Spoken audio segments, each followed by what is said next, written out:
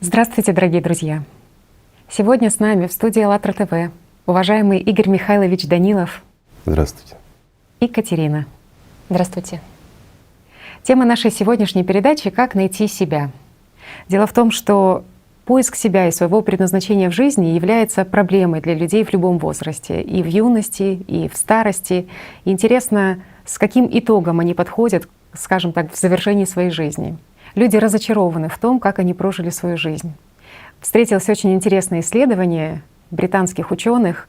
Они проводили опрос среди жителей 70-летнего возраста и выяснили следующее, что все люди, будучи в преклонном возрасте, жалеют о том, что они работали на нелюбимой работе, о том, что они жили с нелюбимыми людьми, о том, что они в молодости или на протяжении всей жизни не занимались спортом, не путешествовали, плохо питались. И возникает вопрос, а вот если бы обстоятельства сложились таким образом, что все это в их жизни было, чувствовали ли они бы себя при этом счастливыми? Первое, что знать все люди. В Британии. Я сомневаюсь, что все люди.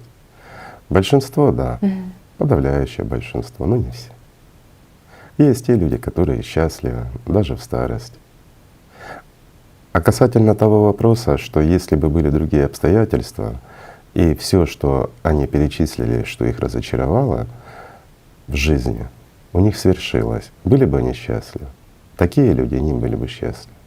Потому что прежде всего они несчастливы не потому, что работали не на любимой работе, жили с нелюбимыми людьми, а потому что они не нашли себя. Они не реализовали основную и самую главную цель, ту цель, для чего здесь человек. И вот это их разочаровало. Пока мы молоды, у нас как бы есть запас времени. И мы понимаем, что у нас еще многое впереди, мы многое можем успеть. А когда приходит старость, исчезают возможности, и мы понимаем, лишь одна перспектива у нас, больше нет никакой, то приходит и осознание, и понимание нашей жизни, которая прошла бесцельно. А если у человека нет цели в жизни, он не живет. Или же цель ложная. Люди строят цели, к ним стремятся, достигнув ее, они осознают, что это были не те цели. Это в конечном счете их разочаровывает. Вот тоже интересный такой момент про цели как раз-таки. Есть второе такое исследование гарвардских ученых, которое на сегодняшний день с заголовками, что это революционное исследование психологии. Они 75 лет изучали, что же все-таки людям приносит счастье и куда нужно инвестировать весь свой ресурс, все свои силы, все свое время. И пришли к выводам, что вкладывать все свое внимание, все свои ресурсы, скажем, внутренние, нужно в отношения, в выстраивание взаимоотношений с другим человеком, что счастье именно в хороших отношениях с людьми. Это в человеческом понимании. Что формирует, скажем так, нашу повседневность? Прежде всего, это взаимоотношения с окружающими нас людьми. И считается, что если наши взаимоотношения с окружающими людьми хорошие, значит, наша жизнь будет хорошей, потому что нас ничто не будет волновать, мы будем спокойны, мы достигаем того, к чему мы стремимся. Скажите, а разве мы стремимся к тому, чтобы наладить взаимоотношения с окружающими нас людьми? На самом деле это естественно и так должно быть. Наши взаимоотношения с окружающими нас людьми должны быть всегда хорошие. Это правильно. Но любые взаимоотношения с любыми людьми начинаются в голове у нас, а потом уже в голове у них. Не важно, что обо мне кто-то думает, важно, что я о нем думаю. Ведь мои взаимоотношения с кем-то прежде всего формируются в моей голове.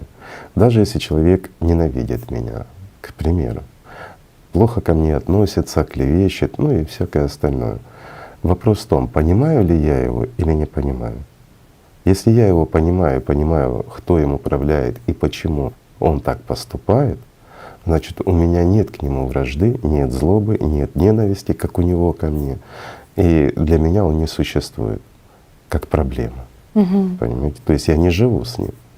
Или я не живу с этим камнем за пазухой. У меня нет камней. Поэтому я живу спокойно. Да. Таким образом формируется мое взаимоотношение даже с теми, кто меня ненавидит. Ну так вот образно говоря. Это очень ценно про то, что нет камней за пазухой, потому что Конечно. действительно, ведь тебя же прежде всего эти камни на дно и тянут, если Правильно. они есть в тебе. И вот простой вопрос: кому легче, тому человеку, кто наполнен ненавистью, или мне? Кто спокойнее живет? Ведь он засыпает, думает, просыпается об этом, думает, не понимая даже, кто в нем ненавидит и почему. Меня или кого-то, какая разница? Когда человек наполнен ненавистью, злобой, это его поедает. Это как ржа, которая даже самый прочный металл уничтожает. Ну, это ненависть, она разрушительна. Как людям научиться принимать другого человека таким, как он есть? Прежде всего, нужно научиться принять себя и понять, кто ты. Пока вот человек не понял, кто он, в действительности кто он, не тот, кто ему в сознание рисует или ему кажется, или к чему-то он стремится. В основном же мы стремимся к тем образам, которые нам подсказывает сознание, к тем образам, которые мы видим и хотим ими казаться. Да? То есть видимые образы. А кто настоящий ты? И вот пока ты не понял этого, ты не поймешь другого. Это тоже очень интересный вопрос о том, кто я. Ведь обращаясь к психологам, что люди, какой ответ получают? Что ты — это совокупность, скажем, и недостатков, и достоинств каких-то там, да, то есть каких-то качеств. И люди порой вот даже вот какие письма присылают о том, что однажды я, оставшись наедине с собой, задался вопросом, кто я есть настоящий, и понял, вот в что этом вопросе кроется ответ. И об этом мало кто думает. И, к сожалению, психология, мы понимаем, что такое, что это за наука на самом деле, но она не раскрывает этого момента. Ведь в самом вопросе, вот в этих словах уже кроется сам ответ. Вот вдумайтесь, друзья мои, однажды я, оставшись наедине с собой, уже есть понимание, кто я и наедине с кем я остался.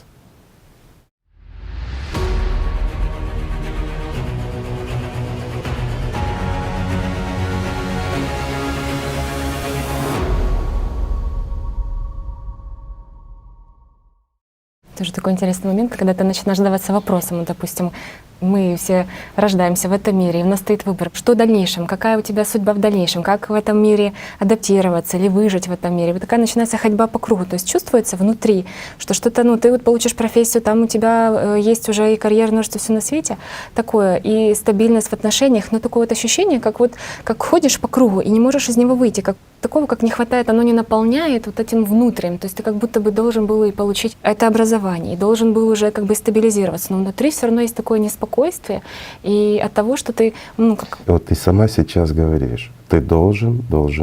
Скажите, друзья мои, кто-то кому-то должен, и когда ты кому-то должен, ты спишь спокойно? Или кто-то спит спокойно, когда кому-то должен? И вот само понимание, когда ты должен, ты обязан, оно дает беспокойство и пустоту. А внутри настоящая природа человеческая, духовное начало в человеке, оно же требует другое, оно требует самореализации, вот в реализации самых лучших качеств. И когда не было знаний, вот не было аллатра в жизни, вот, допустим, моей, то тогда было такое метание и непонимание, как же из этого круга выйти. Когда уже появились знания, и когда уже начала, ну, познакомилась с практикой «Кто я», прочитав книгу аллатра, то получилось такое интересное наблюдение, то есть просто было искреннее желание таки разобраться, где все-таки в голове эти артисты, шаблоны с детства, к которым ты привык к ним, слипся с ними, уже считаешь их собой, а где же это настоящее я, которое толкает тебя вперед, постоянно искать эту настоящую реализацию. То есть миру ты как бы реализовываешься или реализован уже, но оно не дает этого внутреннего удовлетворения, не дает этого покоя.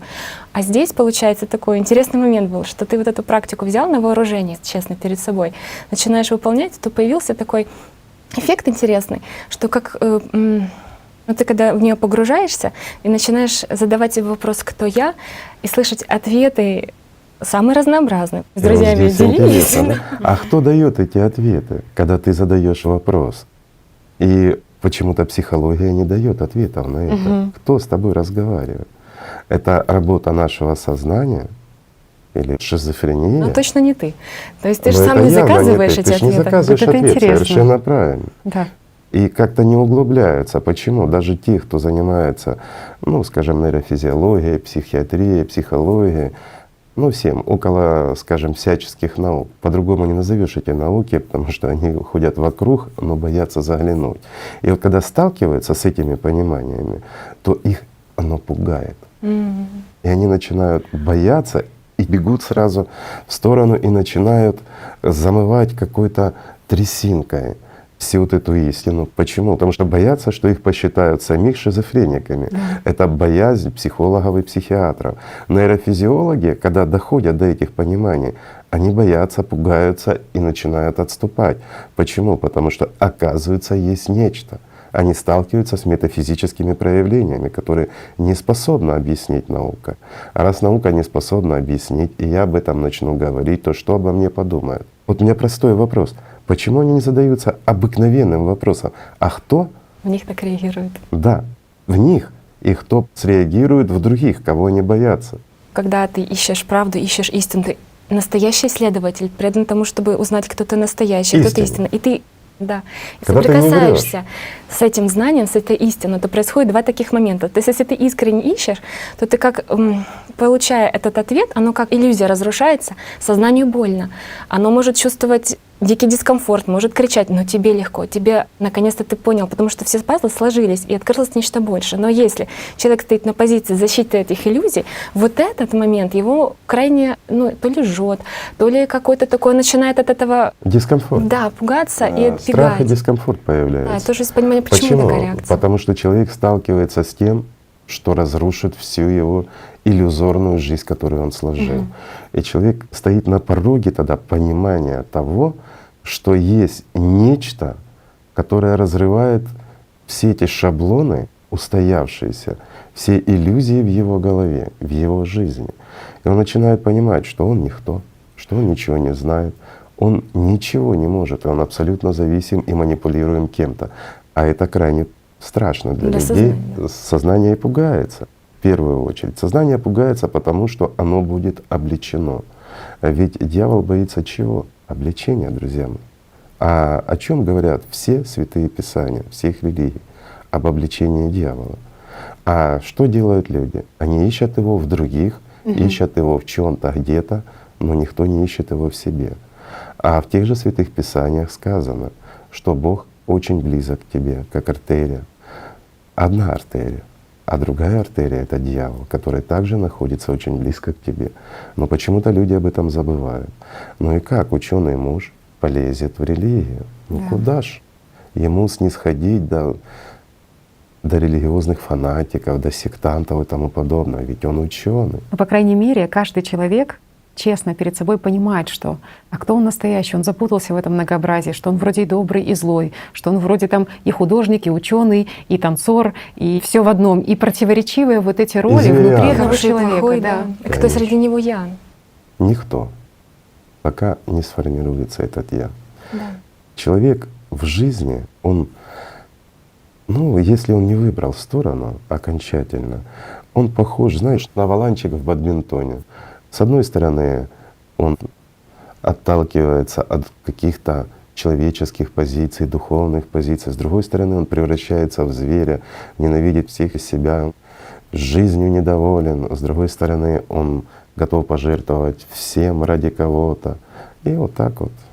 Просто может из-за того, что вот эта цель, конечная в жизни, она подменяется. То есть если бы у человека была цель познать себя, прийти к Богу, была какая-то стройная, помочь людям, но искренне. Ведь если ты ученый, ты можешь столько сделать. Если ты ученый, который наблюдает за собой, изучает свое сознание, это же расширяет твои возможности. Да. А если цель такая, что там заработать себе какое-то удобное место или еще что-то, карьера. начинается вот этот поплавок, он как на поверхности системы, им руководит как угодно, страхами, желаниями, будущим, о прошлом. И вот получается, что благодаря тому, что опять же в мир пришли эти знания, бесконечная благодарность за них такая, потому что сам был тем поплавком, и ты понимаешь, что есть какая-то цель в жизни, какая-то благородная, она должна быть, потому что какой же смысл? Ты родился в теле в смертном, и что это все? Да, еще люди спрашивают, а что же, я не хочу умирать, боюсь умереть, а что же, как же так быть, чтобы вот этого страха не было. А вот и есть вот это знание, чтобы и прийти к тому, чтобы стать частью живого мира, стать частью мира духовного. Вот мы вернемся как раз к вот этим исследованиям, что людей в преклонном возрасте опрашивали, и они были разочарованы скажем, своей жизнью недовольны. Почему? Потому что они поняли, что они прожили впустую. И самое, знаешь, что для них губительное? В том, что они понимают, что они столкнутся с тем, что называют смерть. Неизбежно. Конечно. Они все недовольны будут лишь тем, кто недоволен, что не обрели жизнь. Ведь смерть, она губительна и страшна тем, кто не имеет жизни. А кто имеет жизнь, для того нет смерти.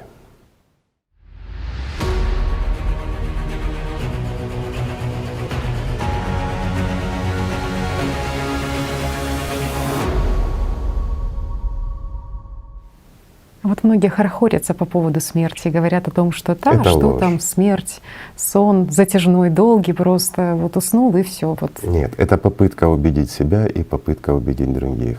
Часто это используется в психиатрии, психологии, когда человек приходит со своими страхами.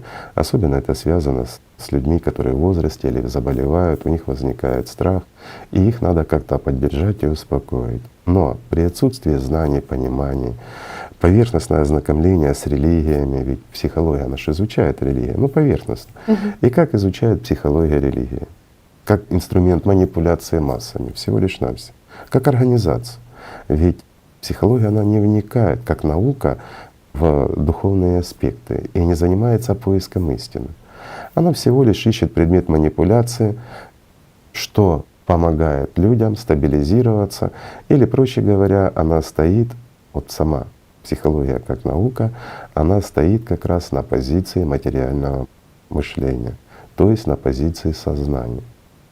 Вот и происходит. Что может рассказать психолог, вооруженный такими знаниями, человеку, который боится, потому что он чувствует эту смерть. И страх возникает не от сознания, а страх возникает внутри. Бесцельно прожитая жизнь, но личность не развита. И он понимает, что да, много сделал, что-то, ну, все, что нужно, выполнил. А почему нет удовлетворения? Почему есть страх утраты? Потому что он ничего не приобрел. И он в действительности теряет. Он теряет что? Он теряет возможность обретения жизни. И в данном случае как раз в помощь ему и идет вот этот рассказ, что это всего лишь как сон, смерть, что ее не существует, ты вот уснешь, это длительный сон, и ничего не будет. Но, ребят, любой сон заканчивается пробуждением. А что будет, когда ты проснешься? И вот знаете, о чем еще говорят люди? О том, что они боятся, в принципе, где-то глубоко внутри утратить связь с чем-то, что им дорого. Но как они все это объясняет их сознание, что, наверное, с твоими родными и близкими ты утратишь связь, или там с этим миром, там, в котором жизнь блещет и бурлещет. Но ведь на самом деле получается, что есть и такие высказывания о том, что подождите, но если кто-то заботился, когда мы приходили в этот мир о нас, то наверняка и переходя черту уже в другой мир, кто-то о нас позаботится. И опять вот это перекладывание. Это неправда. На самом деле, когда человек сталкивается с пониманием смерти, то он не думает о родных и близких. Любой человек есть эгоист. А когда он живет как зверь, то, извините, он самый ярый эгоист. И он единственное, что может думать о родных и близких, это утрата предмета манипуляции. Если он всю жизнь ими манипулировал, то как же ж теперь вот будет без него? Ну, всего лишь навсего. А на самом деле у таких людей возникает страх исключительно за себя, за то, что он бесцельно прожил жизнь. Он потратил на иллюзию время, а теперь будет сталкиваться с реальностью. И на уровне личности, вот там в глубине, любой человек это чувствует. Да, бодрится, хорохорится, да, пытается продолжать лгать своим родным и близким, держит свою такую вот маску героя, а на самом деле очень боится и понимает, что все это было глупо. И вместо того, чтобы человеку объяснить, пояснить, и если у него есть время, стремление, искреннее желание, то он может хотя бы чего-то еще достичь. Но людям рассказывают, что это сон. Не сон, друзья. А вот как найти, задаются тоже люди, уже те, которые чувствуют, что да, есть что-то большее, и что на этой жизни жизнь не заканчивается, что произойдет определенный переход, как найти вот этот путь? Этот по путь которому- описан в любых святых писаниях. В любых. Разве не так? И в любой религии он есть. Просто переживают, что успеют ли они после того, когда закончится, скажем, земная жизнь, Потом уже ничего они не смогут и не успеют. каким образом происходит вот этот переход Я скажу туда? проще. Вот простой пример. У тебя есть определенное количество средств, ну денег, скажем так. Ты можешь зайти в магазин и что-то купить. Правильно? А если у тебя нет денег, ты сможешь зайти и купить что-то? Нет. Вот время и внимание, сила внимания — это наши деньги, за которые мы здесь можем купить. Мы можем купить иллюзию, которая заканчивается, а иллюзия, извините, это все. Это наше общение с кем угодно, от построения общения, как они говорят, да, налаживание. Да, мы можем оплачивать своим вниманием, своим временем построение хороших взаимоотношений с кем угодно, с родными, близкими, с друзьями и со всеми остальными. Но даст это удовлетворение? Даст это жизнь? Нет. Мы можем строить карьеру. Даст это жизнь? Мы можем уйти в отшельничество и общаться только с природой, кушать кузнечиков, или, извините, если вегетарианец, то кушать только одуванчики. Даст это жизнь? Нет. Любая театральщина, чем бы мы здесь ни занимались, это все, чем мы занимаемся в материальном мире, это театральщина. Так же? Да. Иллюзорно. Даст это жизнь? Голограммы. Оно же Всего не дает лишь навсего. удовлетворения. Да. А что дает удовлетворение совсем? Удовлетворение может давать. Если человек живет на позиции животного, то удовлетворение ему даст любая победа, Но покоя не любая диктатура над кем-то или еще что-то. Это все может дать ему удовлетворение от животного.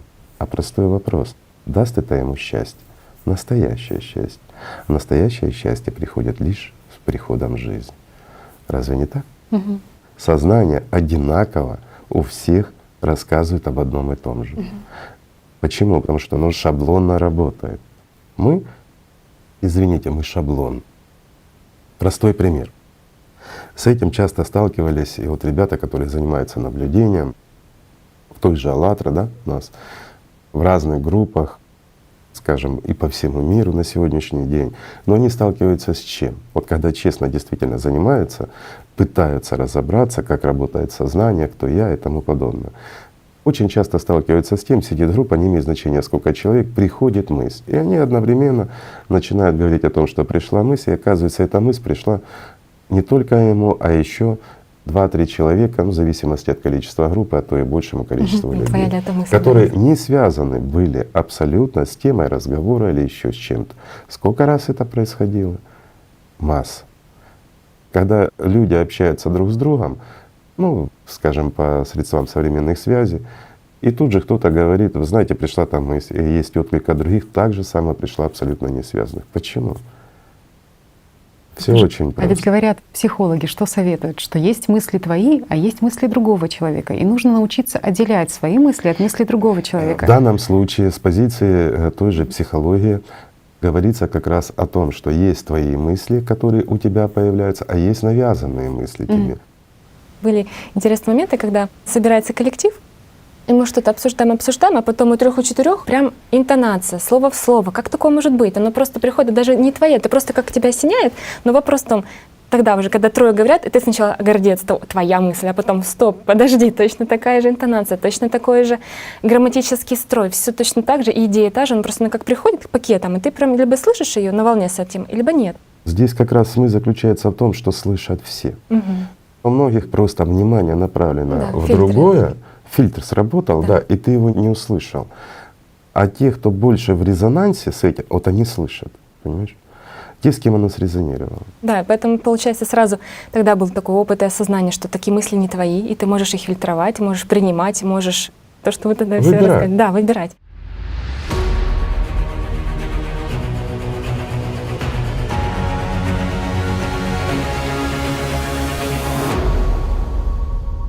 И вот тоже чем эта практика «Кто я» полезна оказалась. Мы просто взяли ее на вооружение. Но так интересно, пару абзацев всего описана практика. Какую пользу она принесла на стабилизации, да, то, чтобы все-таки запустился процесс. Ты был весь в шаблонах, но надо же как-то от этих шаблонов отделяться, смотреть, кто что настоящее, а что в тебе программа, которая смертная и умрет. И не хочется с ней оставаться.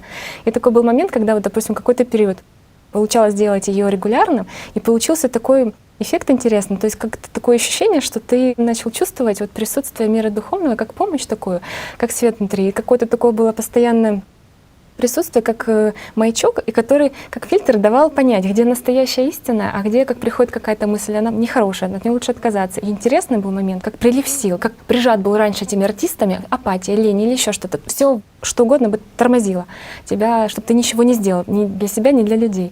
А тут получается степень свободы какая-то такая, ну вот оно как легкое, такое, оно ощутимо, но есть куда еще расти. И получается, что оно в проектах очень так интересно получилось, что ты свободнее становишься благодаря тому, что ты делаешь цветок лотоса, вот эту практику контролируешь. Но ты же получаешь определенную степень свободы. Да.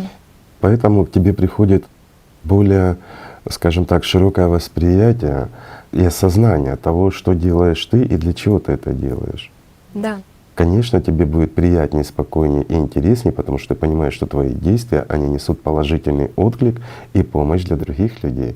Да, к людям более становишься так благоприятен, начинаешь понимать, что такое уважение. Начинает приобретаться определенный смысл твоего существования. То есть ты чувствуешь в себе зарождение жизни, ты чувствуешь в себе как света и тепла, и любви. Твоя реакция на события на разные, она меняется.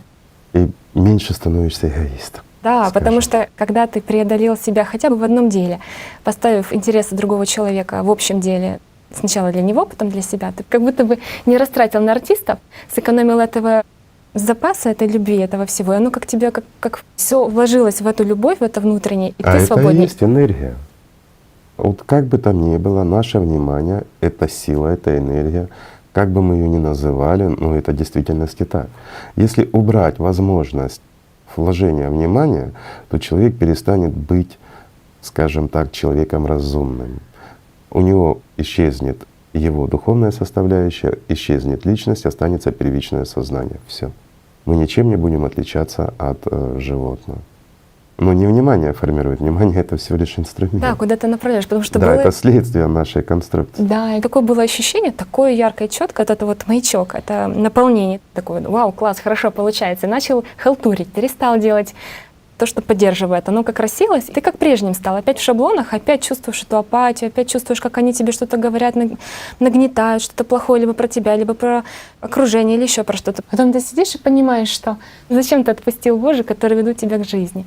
Взялся опять, понял, получил урок и вперед дальше. Зато ты уже видишь и понимаешь, Да. что мысль — это не твоя, что оно действительно нагружает тебя как баржу ненужным предметом Да. и ненужным грузом, который тянет тебя на дно. Да, вот то, что момент, как найти себя, как в этом во всем найти то, что дает жизнь. А вот оно есть, то, что хорошее, то, что наполняет, это то, где ты своей искренностью, честностью, оно просто выводит на такое светлое, такое интересное, что ты уже как не хочешь Другие размениваться. условия, Да. И другие тоже условия. интересный был такой момент. Люди спрашивают, с чего начать? С автогенной тренировки, с медитации, а может, там уже сразу духовную С практику? решения. С решения не врать. Себе. Да. Прежде всего. Вот, кстати, тоже этот вопрос Катюша затронула про то, что люди часто говорят, что на первых этапах я не чувствую, я не знаю, как это выражать любовь и благодарность, потому что в моем понимании благодарность, они говорят, это мысли какие-то, но ведь мысли не принимаются миром духовным. То есть с чего начинают людям, за что зацепиться для того, чтобы понять, кто есть я истинный? Много раз мы об этом говорили. Мгм. Очень много раз. Все начинается с первого шага и решения. Но есть одно правило. Если ты принял решение, не нарушай его. Оно тяжело дается первые шаги. Ведь действительно первые шаги на духовном пути, если человек решил по нему идти, они тяжелы. Но тяжелы лишь первые шаги. А это самое первое — это принятие решения. А второе — это контроль. То есть вот сознание мешает человеку, раз оно мешает, изучи его. Разве не так? Мгм. А кто в действительности серьезно относится к изучению? Вот, к примеру, в школе мы изучаем предметы, в университетах изучаем предметы, относимся к этому серьезно. Люди, которые идут в науку, они изучают те предметы, которыми они занимаются, да? Проводят исследования, разбираются, вот серьезно подходят.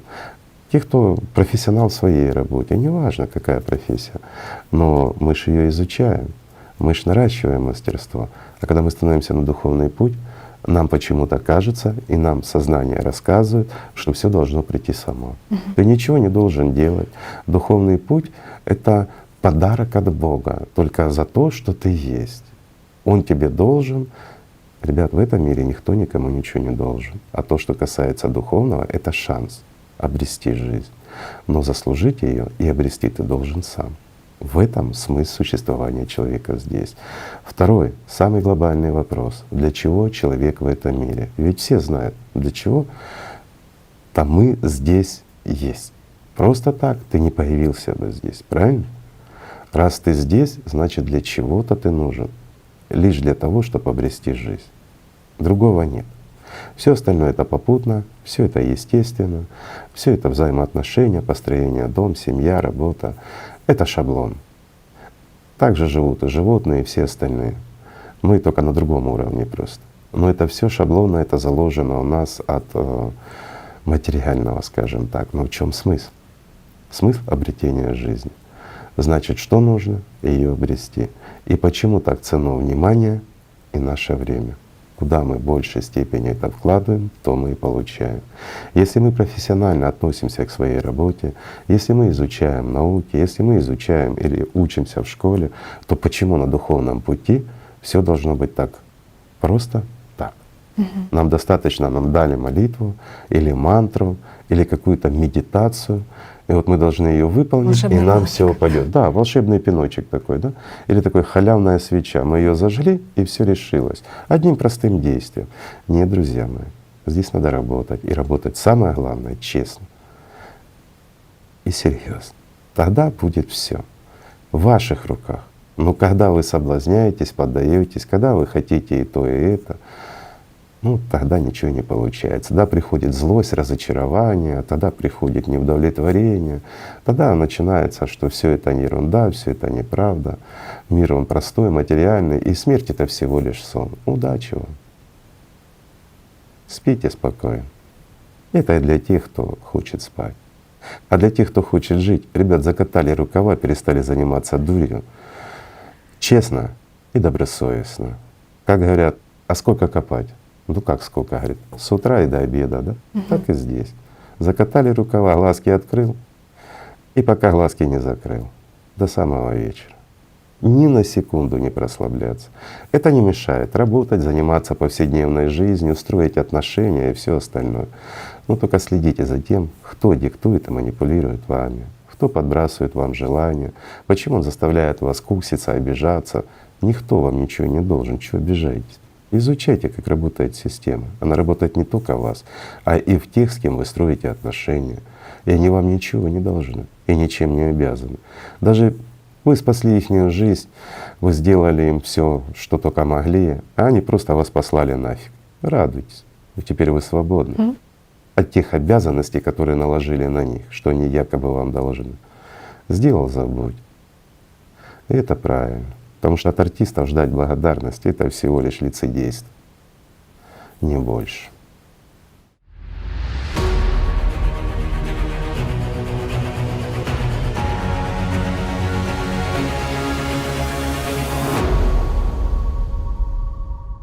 Есть настоящее, и как-то не хочется отдавать, и по шаблону эмоционировать, переживать, там бегать, там что-то решать. В этой суматохе полностью погружаясь в нее. Решать надо. Но вопрос в том, какими силами, кто будет решать, артисты твои, а ты любитель, ты будешь сливаться. Свою жизнь, да, растрачивать на это, то такое понимание пришло, что просто начала себе задавать вопросы. Хорошо, такая ситуация случилась, чему она тебя учит? Какой урок ты можешь вынести? Где ты еще должен над собой поработать? Где еще подмечено там, где ты не видишь, какие шаблоны ты пропускаешь, где ты спотыкаешься. То есть, и такой, когда начал задавать вопросы себе, то сделать из лимона лимонад, когда что-то произошло, да, оно произошло, да, надо решать, но твоя реакция какая? Что ты будешь делать? Какой урок? Чему я здесь научусь? И получается, что даже что-то случилось, сразу даешь себе вопрос. Если ты отреагировал, так это тебе подсветилось ситуация подсветила, что тебе еще надо над собой поработать, где тебе еще надо Да, закрыть. где твои проблемки Да. еще, и с чем нужно бороться. А если ты достойно встречаешь, то ты же пользу обществу тоже приносишь сам. Не поддаешься на провокации эмоциональным, что самое важное, что 10% само событие, 90% твоя реакция на это событие. Конечно. Игорь Михайлович, у Будды в «Восьмеричном пути» описывается, что серьезность — это путь к бессмертию. И как раз-таки мудрецы серьезные и черпают радость в серьезности. Вот теперь черпают радость в серьезности. Это серьезное отношение к духовному. И вот я только об этом и говорил. Быть честным — это значит серьезно относиться к этому. Вот мы говорили, мы очень серьезно относимся к профессии.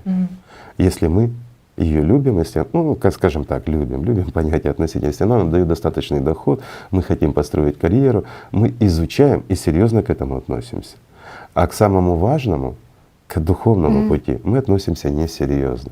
Мы довольствуемся лишь тем, как все, поставить свечку, прочитать молитву, хорошо, если прочитать. Дополнение и пожелания. Или с ужасным фанатизмом. Мы замыкаемся только, скажем, в религии, в Писании, даже не смотрим на него широко, на то же Писание, где от ума, где от организации, а где действительно есть зерна. Мы не разделяем это. Почему? Потому что нам, те, кто слишком серьезным выражением лица и так серьезно к этому подходят, ну, я имею в виду наши мысли, артисты в голове, они этого не позволяют, да? Простой вопрос. Когда сознание хотело делать настоящую, особенно духовную практику? Простой вопрос для верующих. Когда ваше сознание стремилось действительно делать молитвенную практику, настоящую? Просто для духовного, не для того, чтобы что-то выпросить у Бога, там вымолить здоровье или еще что-то. Вот на это натолкает. Сразу чуть человек заболел, ты ж давай молись, слова подсказывают и тому подобное. Да? Или когда, ну вот простой пример, не помогает вам читать молитвы. Оно ж тут же вам диктует, рассказывает, подсказывает. Вы же так исполняете молитву. Оно вам подсказывает, какие слова сказать, что не забыть. Оно тут же рассказывает, что духовно, что не духовно. Ну что, не так?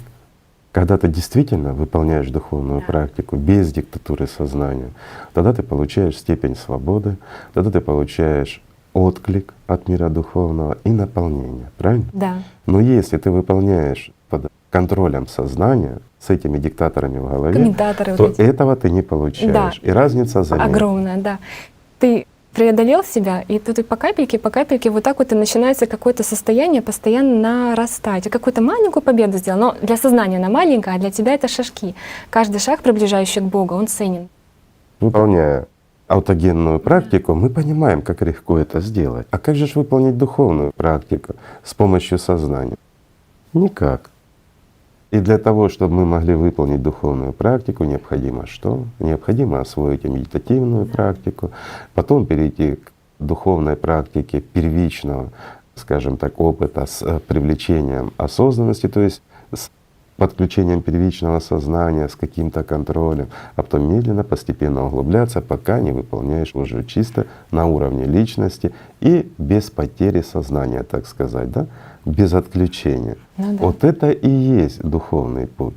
Работы очень много. Другого нет. Но мы рассказываем, понимаете, вот я упрощу, 2000 лет была одна ситуация, 1500 лет была другая ситуация, сейчас другая. Мы живем по-другому. У нас в голове другие шаблоны, другие ассоциации, другие понимания. И слава Богу, можно рассказывать о том же самом, но в упрощенном варианте, в простом, прямом. Вот, без всякой философии, без всяких ненужных образов, без всякой религиозной глупости. Религия — это не глупость, а религиозная глупость — это театральщина, пересказки, которые ни к чему не ведут, но которые как бы делают такой вот, знаете, вот образ серьезности, да, этого всего. А действительно просто, четко и понятно. Почему? Потому что духовный путь, он также простой, как и, скажем, освоение какой-то науки или еще чего-то. Это практический опыт. А практический опыт, извините, только практикой можно достичь. По-другому не получится. И если мы возьмем любую религию, а извините, любая религия в конечном счете, ну в духовном аспекте имею в виду, она должна вести человека к чему? К жизни. К жизни, правильно. И как бы мы ни крутили, мы все равно пройдем все эти же этапы. По-другому не получится. Как бы мы их ни называли. За эпитеты мы не будем бороться и рассказывать сейчас. Потому что все эти шаги которые необходимо сделать на духовном развитии и на духовном пути человека, они абсолютно идентичны. Можно пройти быстрее, проще, с пониманием того, что ты делаешь, а можно, извините, тянуть на себе целый воз всяких ненужностей, которые тебя будут отвлекать, путать и объяснять. Извините, там какой-то дед 1000 лет назад выполнял чего-то, каким-то стоя там на левой ноге. От того, если ты будешь выполнять, к примеру, вот берем христианство, Иисусову молитву, стоя на голове или стоя на одной ноге, или просто будешь жить как нормальный человек, но углубляться в ее суть, извините, кто выиграет? Тот, кто стоит на голове или на левой ноге и выполняет ее, или тот, кто углубляется в суть, который чувственно начинает воспринимать. А главное что? Это развить чувственно. Главное осознать, что ты личность. Осознать, что враг гораздо ближе, чем тебе кажется. И враг практически всю твою жизнь живет за тебя. А когда он живет за тебя, ты не живешь. И вот простая математика. Кто живет, тот и живет потом, когда заканчивается смерть физического тела. Физическое тело — это оболочка.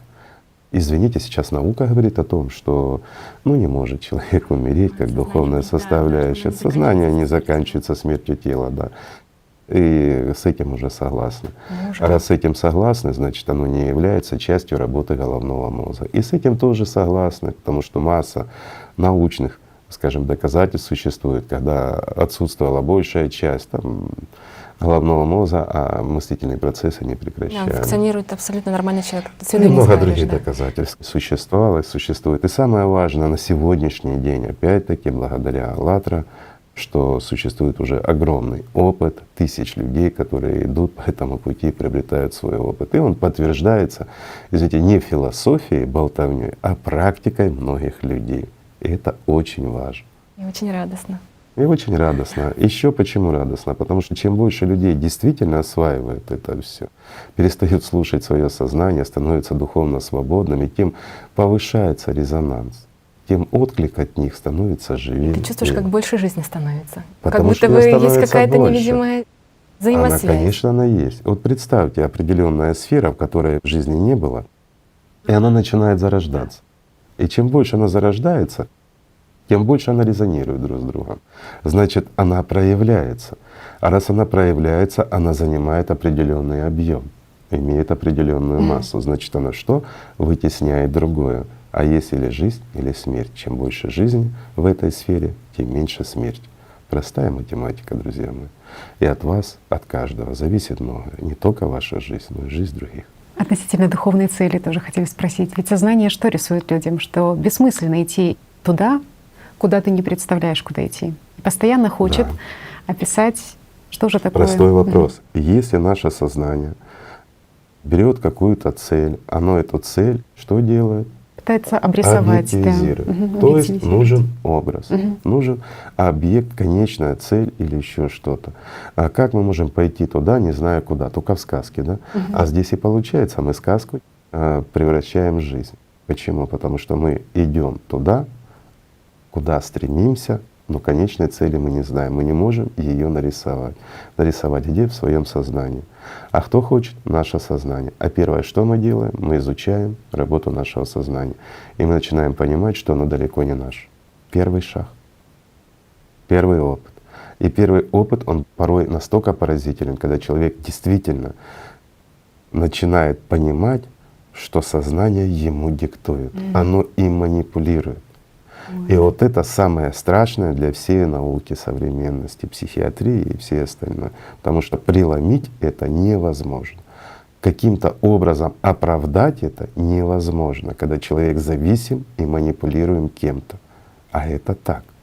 Но здесь что это дает? Если, конечно, человек не раб системы, это дает ему что? Стремление познать и освободиться. И человек начинает понимать, что настоящая свобода появляется тогда, когда мы выходим из-под настоящего рабства.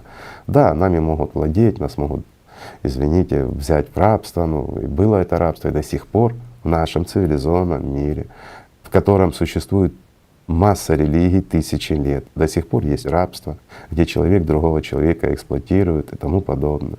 Есть проявление зла во многих, скажем, масштабах, начиная с голов, заканчивая государствами, когда жадность побеждает разум. потому что люди дикие и злые. Сколько раз вам приходили мысли о смерти, ну, скажем, не своей, а о том, что причинить и доставить смерть своим друзьям, знакомым, родственникам. Только не лгите. Сколько вы думаете в течение дня о том, чтобы кому-то сделать плохо, а не о том, чтобы сделать кому-то хорошо? Вот вам и ответ. Не надо лицемерить, а надо быть честным. И духовный путь начинается с чего? Честность перед собой. Совершенно правильно.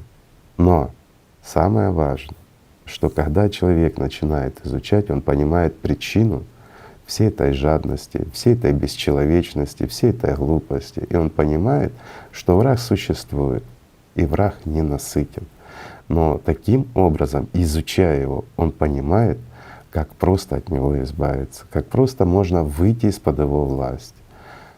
И многие это делают.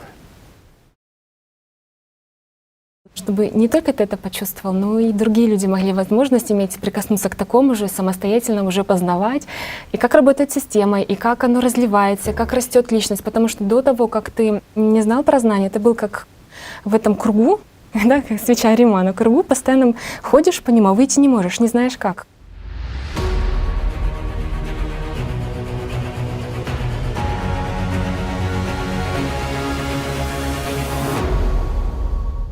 А как сознание представляет себе служение? Это что там, щит и меч, там, полное обмундирование, там супер-гипер какие-то задачи, которые он вот само себе не может представить? Или служение — это в понимании сознания.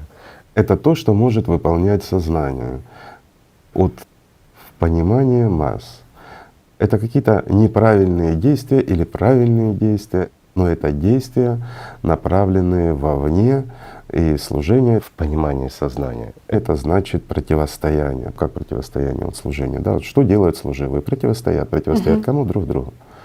Ну, простой ответ, да? Должен быть рыцарь в обмундировании с мечом, который идет на другого рыцаря, и начинают они железяками греметь. Причем люди многие, которым очень много пользы могут принести, просто отстояв внутри себя, не продолжить цепочку зла или что-то сказав другому, это уже есть отстояв служение. правду. Да. Конечно.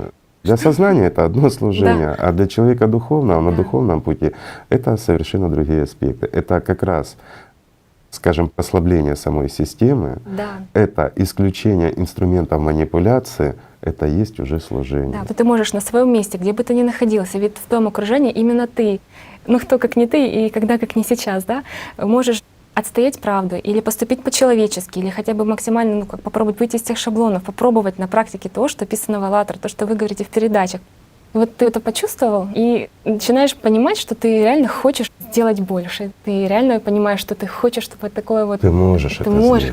Да, то, что вы говорили, такая фраза, она очень долго поддерживала, и она поддерживает до сих пор, вдохновляет. То есть ты чувствуешь, что ты можешь это сделать, то ты обязан это сделать. И еще самое главное, что может сделать человек? Очень многое.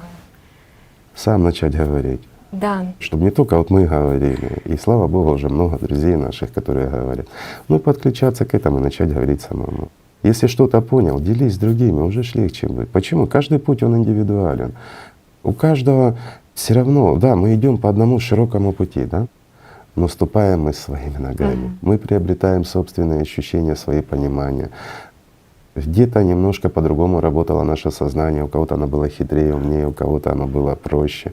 Но каждый обретает свой опыт. И когда мы делимся этим опытом, обязательно находятся те, которые идут теми же, скажем, шагами, как и мы. И наш опыт помогает им не совершать ошибки, если они действительно стремятся и идут честно. И берут уже не только свой личный опыт, но и опыт друзей. И видят результат, который приходит гораздо быстрее, больше, свободнее. Игорь Михайлович, вот касательно опыта, если даже взять проекты, да, мы знаем, что проекты приносят пользу для других людей, но когда ты его делаешь, система же абсолютно против этой чистоты, она будет становиться и в голове твоей стараться, и из каких-то обстоятельств. В общем, у нас был комплексный проект в определенный срок, чтобы он вышел, потому что, получается, события в мире идут, и за ними нужно успевать. Если ты это сделаешь ну, не вовремя, затянешь на месяц, два, полгода, то оно уже будет не так актуально. И надо было консолидироваться и собраться. А в тот момент у меня были такие, как бы, ну вот какие мысли тогда были, что ну кто ты со своим набором артистов, которые постоянно гнобят, и вот эта чистота. Я поняла, что если этот момент, ну, Не прекратить постоянные колебания. Вот ты как бы вроде бы уже и да, вроде бы уже и в «АЛЛАТРА», вроде бы уже и в проектах, вроде бы уже работаешь над собой, но вот эти колебания, они все равно оставались. И получается, что такой момент наступил, что все хватит. Достало уже вот это вот слушание постоянно. То к одному артисту прислушался, то к внутренним чувствам прислушался, то к Богу бежишь, то опять дьяволу поддаешь каких-то там, то к нему прислушаешься. Да тогда, наверное, я такой плохой. То опять вдохновение идет, потому что ты постоянно соприкасаешься то ли с опытом людей, то ли с какими-то вещами, которые очень чистые, и чувствуешь, что это живое. Это вдохновляет. И потом был момент такой, что все, достало. И оно как отрубило, поняла, что что нужно консолидироваться и просто выполнить действие. Вложить внимание. Да. А давайте мы разберем это просто. Вот, как в науке, да, подход. То есть несколько предметов, куда мы можем вложить внимание. Мгм. Есть то, чем ты занимаешься, оно чистое, светлое, ты это понимаешь, чувствуешь. Есть пара артистов, это как мнение, как пару друзей, мнением которых ты дорожишь. И ты вкладываешь внимание или сюда, или, допустим, 2-3 артистам, которые, как друзьям, которые тебя отвлекают от выполнения того, что ты Да. чувствуешь, и начинают тебя угнетать, рассказывая о том, кто ты, что ты. Еще заметь, они тебя отвлекают, и От тут же основного. тебя обвиняют. Да, Один отвлекает, Да. другой обвиняет. это разводка. И они начинают между собой спорить о тебе И о моей и духовности. заставляют тебя вкладывать внимание на них. В это время дело стоит. Да. Все очень просто. Это действительно, вот как Катюша сказала, разводка, да, такая вот обман, ложь, манипуляция, которой занимаются артисты у нас в голове. То, что это очень умно все выстроено, оно же наработано веками, миллиардами лет, поэтому все просто. Но оно очень простое. Если бы он был сложный, этот механизм, он бы не работал. Все сложное ломается. Работает только простое на протяжении многих веков. То есть получается, идет такая консолидация, принятие решения, что тебе уже надоело колебаться, ты уже прям хочешь действительно, чтобы оно было основательно. И тут появляется такая платформа. Причем она появляется так, как ответ духовного мира на твое решение. То есть такую какую-то стабильность, она как будто как хоп и стала, и ты как понял, как прояснилось, и такое прям чувство прилив сил. И основательное чувство, что с тобой присутствует мир духовный, что ты можешь, правда, сделать это. И получается, довести дело до конца, чтобы оно вышло, чтобы оно пошло в мир и людям. Дисциплинировалось сознание, и как артисты сразу же стали, так, это нужно сделать такое, это так вот переорганизовать, это переделать, и так за неделю мы все сделаем. И ты понимаешь, как вот 5 минут назад тебя просто истязали мысли, и ты мучился, и колебания, и проходит вот этот момент решения принятия, и какая-то такая стабильность, спокойность, и глобальное понимание, что надо делать, чтобы оно случилось. А теперь перевожу на простой язык, друзья мои. Это для понимания, почему так происходит. Когда мы принимаем решение вкладывать внимание только в хорошее дело и перестаем слушать своих друзей, а друзья без внимания, без нашего они жить не могут. И то, что делали ребята, Катюша вместе с ними, это действие в этой трехмерности. Понятно, что вкладывается внимание только на выполнение работы. Этим друзьям, артистам, деваться некуда, они будут выполнять. И как все видели в цирке, Мишка становится на задние лапки, ездит на велосипеде за кусочек сахара. Если бы ему дали перед этим мешок сахара, он бы не сел на велосипед. Понимаете? Потому что за это лакомство, за еду он будет делать то, что от него хотят люди. Также и наше сознание будет выполнять за наше внимание, за кусочек нашего внимания то, что мы ему говорим, всего лишь навсего как мишка за лакомство.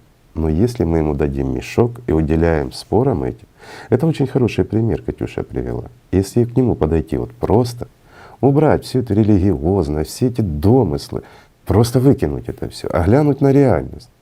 А реальность такова. Мы вкладываем внимание в хорошее дело, в трехмерности. Делать это мы будем своими руками, своими глазами, ушами и с помощью своего сознания. Но или мы являемся как личность дойной козой и инструментом в руках сознания, или оно становится нашим инструментом. И вот в этом разница.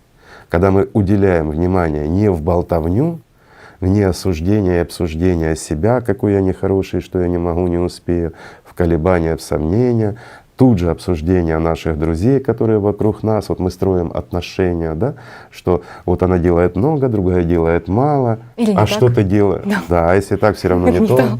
Да. а какой я хороший или плохой, я могу, не могу. А мы прекращаем эту ерунду. Есть дело, которое надо сделать, потому что оно несет пользу. Ну и мы же в конечном счете стоим на служении, да? Значит, мы должны дать людям хорошее. Значит, мы это должны сделать. Артисты сами прибегут и начнут делать за один кусочек сахара. А так они у тебя отымут мешок, ничего не сделают, и ты будешь виноват. Все просто. Видите, как все просто. Если мы убрали все плевела и оставляем зерна. Все очень просто, друзья мои. Эта платформа, она никуда не девается, она постоянно с тобой в состоянии, внутри прям постоянно этот фон, постоянно А этот потому фон. что оно изнутри все идет. И оно так аж наполняет. Действие — это продолжение, и действуют артисты, а ты всего лишь наблюдаешь в это время за их работой и не даешь им поблажки. Да. Чем больше ты опираешься на эту внутреннюю платформу, тем ты сам становишься более стабильной. Правильно. Потому что ты постепенно становишься его частью. Да. И вот с отсюда и пошло. Даешь малое, получаешь больше, столица тебе воздастся, да? Вот как в религии говорят. То, что ты даешь Богу, столица тебе вернется. Если ты ему поставил свечку, домой приходишь, а у тебя под кроватью 100 свечей. Такого не будет, друзья. Но если ты отдаешь ему любви, хотя бы каплю, ведро получишь. Да, ведро любви получишь. Вот это правда. Игорь Михайлович, в одной из передач вы говорили, что идти нужно по широкой, чистой и твердой дороге, потому что это внутренняя опора. Внешняя опора дьявола все равно рано или поздно он Конечно. заманит и выбьет. А её. вот заметь, а в религии написано, что войти можно лишь узкими вратами. Да, узкими воротами. Вот они говорят, входите тесными вратами, потому что широкие врата и пространен путь, ведущий в погибель. И многие идут ими, потому что тесные врата и узок путь, ведущий в жизнь. В момент даже пространен путь, он еще и длинен, потому что когда ты от ума, ты начинаешь идти по кругу и так и не доходишь, или очень растягивается. Это предполагает толкователи разных времен, что имелось в виду, что широкие врата — это для того, что не нужно ничего делать, для того, чтобы ты с чемоданами прошел, со всем своим богатством, гордыней и так далее. А узкие они Со всеми своими артистами. Артисты. И все, что они с собой тянут. абсолютно все, материальные А какие-то невозможно желания. войти, да? Нет. Так же, как вот А в узкие сказано, врата с ними не войдешь, только ты. правильно. Смысл заключается в чем? Что широкий твердый путь — это прямой путь, уверенный, по которому ты идешь твердым шагом. А врата действительно узкие, потому что ничего материального ты не затянешь туда. И вот помните, Иисус говорил, что проще верблюду войти в игольное ушко, чем богатому войти в рай. И смысл имелся здесь не в том, что богатый человек или состоятельный человек не может войти или достигнуть мира духовного. Любой человек может. Извините, ни бедность, ни богатство не дает преимущества на пути духовном. Ничего не дает материального, а именно отношение человека к миру духовному. А если, будь он богатый или бедный, он становится на духовный путь, перестает врать и подходит к этому прямо и по-настоящему, то врата в него откроются.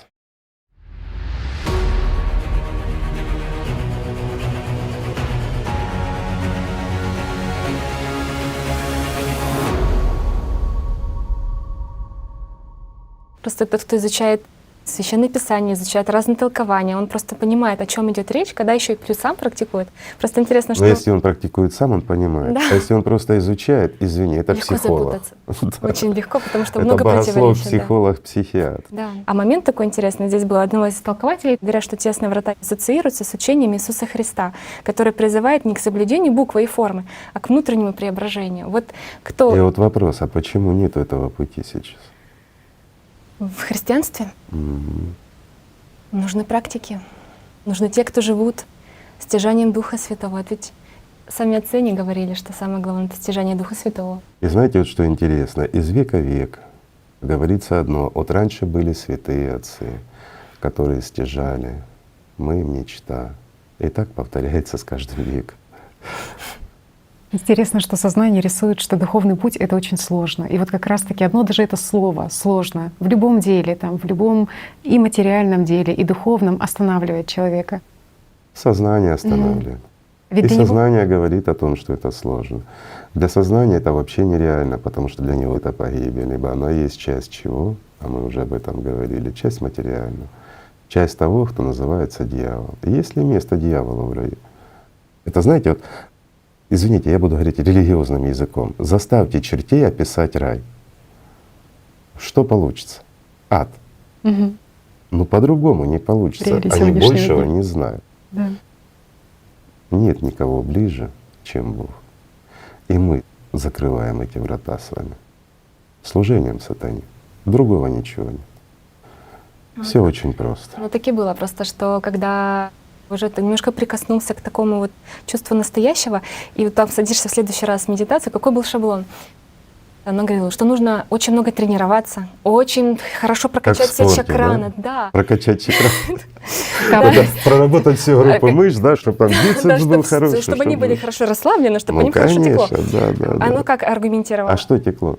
Ну как энергия чистая, чтобы она Через имела чакраны. возможность А это принять имеет чистоту отношение к лотоса. духовному? Но оно ж как? Оно же это же артист, который психолог, который судит о духовном, которым не Да. знает. Ну, суть в том, что оно подошло шаблонами материального мира к тому, к чему оно привыкло, к тем вещам, которые оно вообще не понимает. И тут такой момент был, что когда уже, ну, ты же стараешься, ты же делаешь искренне, так как написано в том плане, что переключаешь внимание на чувства, на самое лучшее. И как поначалу даже как прислушиваешься, ну, как легкий ветерок получается. Ну, как ты вот начинаешь чувствовать, ну, чем больше ты прислушиваешься, ну, каждый день этого незаметно, тем его становится больше. Но потом, когда ты оглядываешься по какой-то причине назад, ты видишь, ого, ты уже что-то, ну, ты уже что-то по-другому делаешь, потому что тогда ты ничего не мог, ну, как сказать, совладать со своими артистами, вот так оно было. А сейчас уже есть, можно там успокоить и погрузиться. Все равно есть этапы.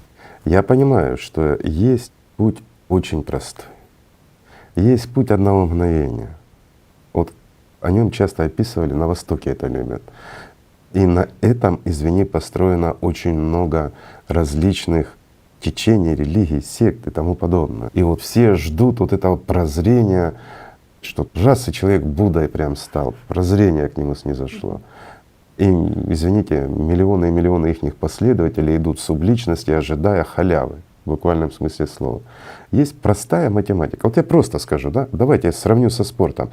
Вот человек лежит на диване, молодой даже пусть, ребенок, мечтает, смотрит, как прыгает какой-то выдающийся спортсмен, к примеру, Сергей Бубка. Он ставит свой рекорд, да, на 6:15 он прыгает. И вот человек лежит и мечтает, вот я встану, возьму шест и прыгну 6:20. Ты же видел, как это делается. Я видел, как это Легко. легко. И вот лежит и мечтает, и мечтает, и мечтает, да? Ведь нет никаких этапов. Не надо учиться, не надо обучаться, нет никакой техники, нет никакой-то физической подготовки. Ну ничего нет. Вот он пробежал, прыгнул и 6:15. Я скажу, поднимите на 6:20, пробегу, прыгну, и все ж просто. Приходит время, а время приходит для всех, друзья мои. Берет он 6, разбегается. Смешно, да? Как спортсменке ей смешно. Взять 6 и разбежаться далеко не любой сможет. Без подготовки. Без подготовки. Совершенно Сразу в правильно. травмпункт, извините. Вот и ответ. Вот так и получается, что все в травмпункт в ожидании высокого прыжка. А для того, чтобы прыгнуть, что надо? Этапы. Живет простой человек, живет обыденной жизнью. Человек занят на кухне, у него проблемы с другом или с подругой. Дети мало бегают. Да, и там дети бегают, или сам еще ребенок. Да какая разница? Проблем у человека всегда куча. Вот несколько вот этих артистов в голове, они создают такой одесский базар, в котором ничего не слышно и себя не найдешь. Ну что, не так? Масса проблем, всем озадачен и тому подобное. И что? И первое, что ему нужно — остановиться. Пока он не остановится в этой суетной беготне, ничего у него не выйдет. Он слышал, чувствует, да, что надо там, ну забегу по дороге в церковь или в синагогу, да какая разница в конце концов, Бог один, да? Ну так же ж в головах людей. Остановился человек, почувствовал что-то. Этап. Это этап, да. Следующий этап. Он пытается понять, что ему надо. Этап. Первые шаги, этап. Он как выбирает, ему вообще по жизни Конечно. к чему идти. Ну и здесь самый важный этап. Прослушать артистов, пойти, извините, туда, где чай, песни поют, там здорово. Или пойти туда, где сидят в позе лотоса, как ты говоришь, прорабатывают чакраны, там, еще что-нибудь, да? То есть, ну это что же выбор человеческий? Или пойти традиционно, как бабушка ходила, но глядя на бабушку, идти не хочется. Да, потому что как-то оно, Поэтому видно, не есть помогает. новые веяния вот этих течений христианства. Конечно, где приятно подожди, прийти, пообщаться, есть попить. течение, где достаточно вложить внимание, тебе халява придет. Раскладывать свое внимание, извините, в какую-то абстрактную жизнь. Ну, я буду старый, буду перед тем, как умирать, я вложу свое внимание для того, чтобы не умереть, правильно? А пока я молодой, и мне много надо, я ж лучше пойду, где меня научат вкладывать внимание, чтобы мне дом, машина, еще чего-то. Можно пойти заработать. Закатать рукава, пойти заработать — это всего лишь деньги. Правильно? Купить себе дом, там, машину, еще чего-то хочешь там. Это Пожалуйста. очень актуальный вопрос, Игорь Михайлович. И про просветление, простите, и про то, что для чего все это нужно. Потому что задают люди, вот описывают, как там кто-то достиг гуру, какое-то состояние самадхи. Почему они туда все время ходят? Почему они туда ходят, в это самадхи, достигают, выходят оттуда, возвращаются? И вот человек, Но если ты который достиг, что ты читает вот вернулся, эти да. гуру, зачем, вот объясните, пожалуйста, зачем ходить туда, вот в это состояние? Чтобы Что возвращаться. там, чтобы возвращаться? И что ты принес? Да, то есть видя такие учения, и такие подмены, такие как вспышка состояния просветления тех гуру, которые описывают это на просторах интернета там, или на форумах, то у человека, скажем, возникают подобного рода вопросы. Вот зачем туда люди ходят? Ну, зачем они туда ходят? Там, где хорошо, туда и ходят. Затем же эти идут туда, в те состояния, чтобы получить что? Удовольствие, прежде всего. Но у каждого свое удовольствие. Вот в этом и разница. Кто ради чего живет. Кто для чего существует или кто стремится жить. Вот. Идет отклик внутренний, и люди понимают, что да, мир не заканчивается вот этой суетой, грязной посудой, извини, и нерасчесанными волосами по утрам, да? Да. Мир оказывается гораздо глубже. И не только тело нам дано для того, чтобы мы перемещались здесь и что-то делали, а чтобы еще в медитации посидели, чакраны почистили. Как этап. Да. И без этого ты никуда не денешься. Извините, так же, как и определенный этап в других религиях, мы все равно проходим что-то и что-то делаем. Но вот если мы отбросим все, да, и глянем, что в действительности упрощает. Вот сам путь. Мы не берем этапы подхода к пути, а когда человек пытается уже научиться. Без аутогенной тренировки сложнее Никуда. будет. Потому что концентрация можно, внимания, она можно. должна быть. Отбросить Можно, назад можно потом. все выбросить.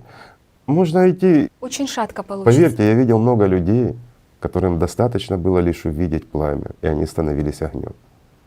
Это, если мы берем в массах, то это редкость.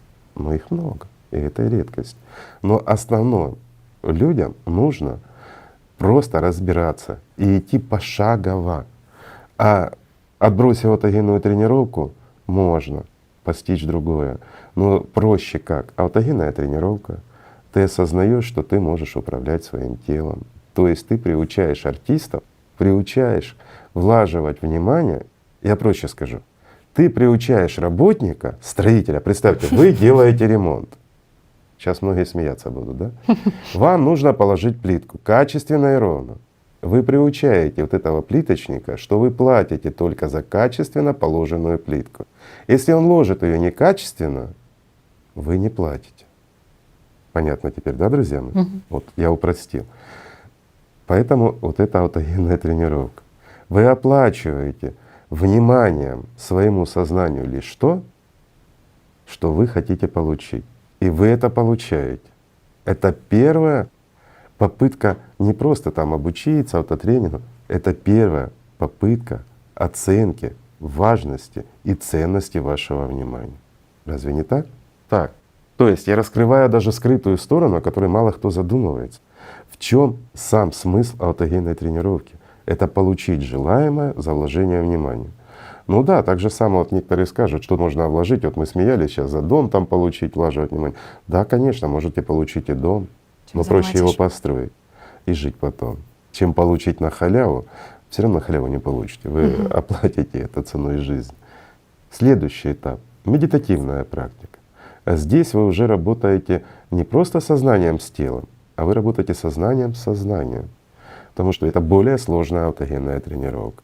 И вы будете лучше понимать, гораздо лучше понимать ценность вашего внимания, что даже многое то, что казалось метафизикой, нереальностью, оно становится реальностью только потому, что системе нужно ваше внимание. Вы понимаете его ценность, вы понимаете ценность своего времени. Таким образом вы подходите уже к духовной практике. Внутреннее стремление, оно становится гораздо больше. Почему? Свобода. Вот здесь дорога расширяется, и вы больше видите света. Я скажу проще. Представьте, очень узкая тропа в лесу. Солнца много видно? Или очень широкая дорога в степи? Солнце где вы больше увидите? Вот вам разница, друзья мои. Другие ассоциации, другие понимания. И смешивать одно с другим здесь тоже нельзя. То, о чем говорил, к примеру, Иисус Христос, о вхождении, когда мы пытаемся со всеми своими мешками, ценностями, со всей ценностью своего сознания в рай толкнуться. Знаете, это как ну дай сейчас свободному человеку такое вот стремление, да? И наш свободный, вольный человек, он начнет тянуть не только друзей, но и свои пивбары и все остальное. Ну как же ж это в рай запихнешь? Никак. Только человек может пройти без тела и без друзей, образно говоря. А сейчас мы говорим о пути, это совершенно другое.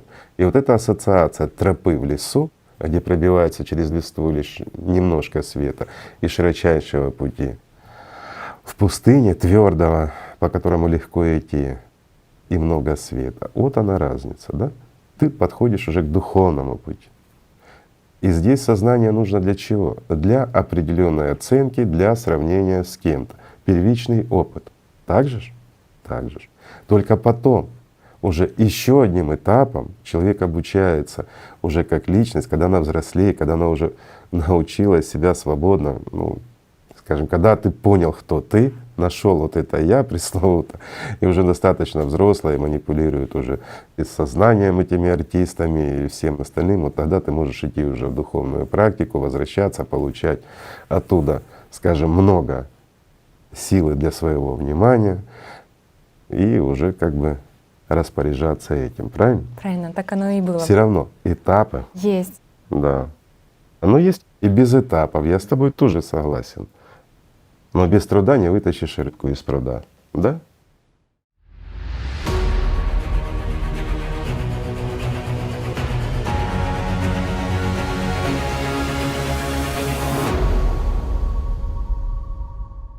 Ты уже понял разницу между аутогенной тренировкой и медитацией, ты уже понял, что уже начинается немножко такое постижение, что такое духовная практика. И бывало такое, что ты там бежал, какие-то или вопросы решал, или что еще такое более-менее активное сознание, но уже так села в практику и начинала так уже пробовать это погружение уже по известной тропинке. Ты уже знаешь, куда направлять свое внимание, во что погружаться, а что должно быть успокоено. Артисты успокаивались. Бывали такие моменты, что они закидывали прям мысли либо о бытовых каких-то вопросах, либо страхи прошлой будущего, либо какие-то еще там что-то недоделанное. Вот. И момент такой был, я просто себе сказала, что от этого зависит твоя жизнь. Вот это качество выполненной духовной практики, вот все как можешь, максимально, вот ставка все на внутренние, на эти чувства.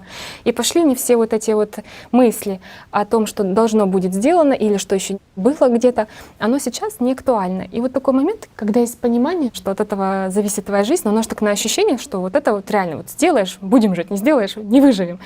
И они такие, они как замирают, и какая-то степень свободы, и ты как весь консолидировался, и реально была возможность погрузиться на достаточно приятную, хорошую глубину.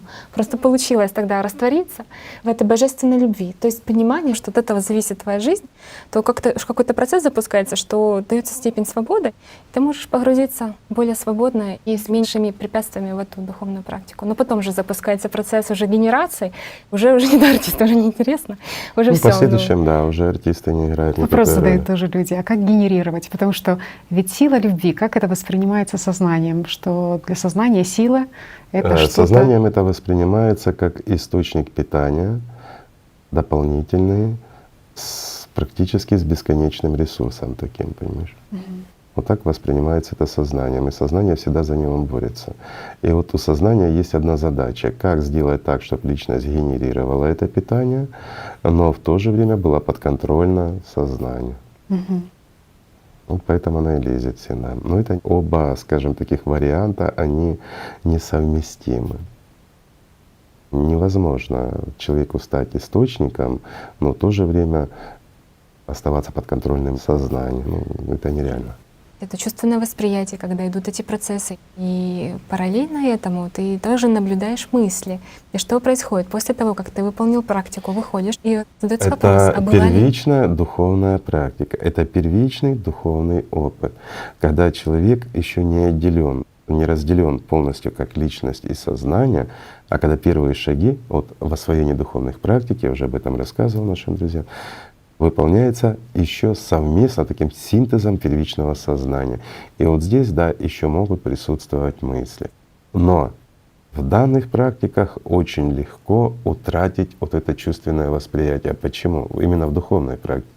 Потому что начинает доминировать, если сознание, цепляется за что-то, а оно всегда активненько, оно всегда отслеживает все и пытается что-то чем-то ассоциировать, что-то познать и тому подобное. Все превращает в образы. И достаточно немножко уделить внимание не чувственному восприятию, а образу, которым пытается это все обозвать, назвать и с чем-то ассоциировать сознание. Только ты как личность отвлекся, и все, и практика на этом заканчивается. Начинается, включается вторичное сознание, идет атака. Сознание потом спрашивало после практики, была ли это практика, была ли она духовная конечно, практика? но все зависит от того, опять-таки, насколько ты чувственно это воспринимал и насколько ты позволяешь им задавать вопрос. Ведь по факту сознание, оно не должно задавать вопросы, оно должно исполнять. Вопросы ты уже начинаешь задавать. А на первых этапах, конечно, сознание активно со своими вопросами, со своими аргументами. У него есть такая логика железа, она пытается все ввести в логические заключения, ну и каким-то образом проманипулировать тобой как личностью. Но это все заканчивается, как только человек обретает настоящий опыт. Тогда все прекращаются его атаки. Но оно сидит и ждет. Как только ты расслабился и отвлекся, оно тут же тебя атаковало. Атаки неизбежны, по-любому неизбежны. Потому что зверь, он хочет быть доминатором, он не хочет быть рабом, он хочет жить. Потому что для него это жизнь. Субличность, когда человек становится субличностью после смерти тела, личность, да, она всего лишь, скажем так, беспомощное существо, которое продолжает оставаться источником питания для сознания, а для сознания ничего не меняется. Оно как доминировало, так и доминирует. То есть для него это пролонгация существования на многие века порой. Конечно, для него это выгодно, правильно? Личность утрачивает все шансы, все возможности. И вот здесь человек понимает в состоянии субличности, кто он на самом деле. Поэтому лучше раньше понять, использовать немножко времени. Просто, хотя бы из любопытства, да, в качестве эксперимента. Первые шажки, понаблюдать за своими мыслями, попробовать пробиться к духовным практикам, опять-таки, через аутотренинг, через медитацию, немножечко, чтобы соприкоснуться. А дальше уже делать осознанный выбор. Ведь любой выбор должен делаться осознанно, правильно? Тоже в свое время и вдохновило это, когда вы описывали тоже и даже про это состояние субличности, про то, что то же самое, там сознание говорит, но ты уже как личность не можешь противостоять этому и поставить его на место. И ты понимаешь, а ведь вне, да, человек, да, живет вот в этом состоянии субличности, то есть не может противостоять своему сознанию. Или все-таки а вот давай, есть шанс? Вот если люди не будут врать, если вот почему говорится, что на духовном пути должна быть абсолютная честность. У человека достаточно сесть, расслабиться и задуматься. Разве он не понимает, что он сейчас в рабском состоянии? Разве человек не понимает, что он уже субличность, если им, скажем, манипулирует сознание, если он управляем, если он находится под диктатурой зверя? Разве он этого не понимает или не чувствует? Все чувствуют и все понимают. Признаться боятся, понимаешь? Ведь гораздо проще уйти в иллюзию, вознести себя там до уровня бодхисаттвы при жизни, чем осознать, что ты заведомо уже мертвая субличность. И ты не живешь, ты существуешь, ты кормишь артистов, которые за тебя живут и крутят тебе шоу жизни. Но разве не так? И ценно, что именно сейчас ты можешь противостоять этому. Можешь, потому пока что живой, нету, пока здесь.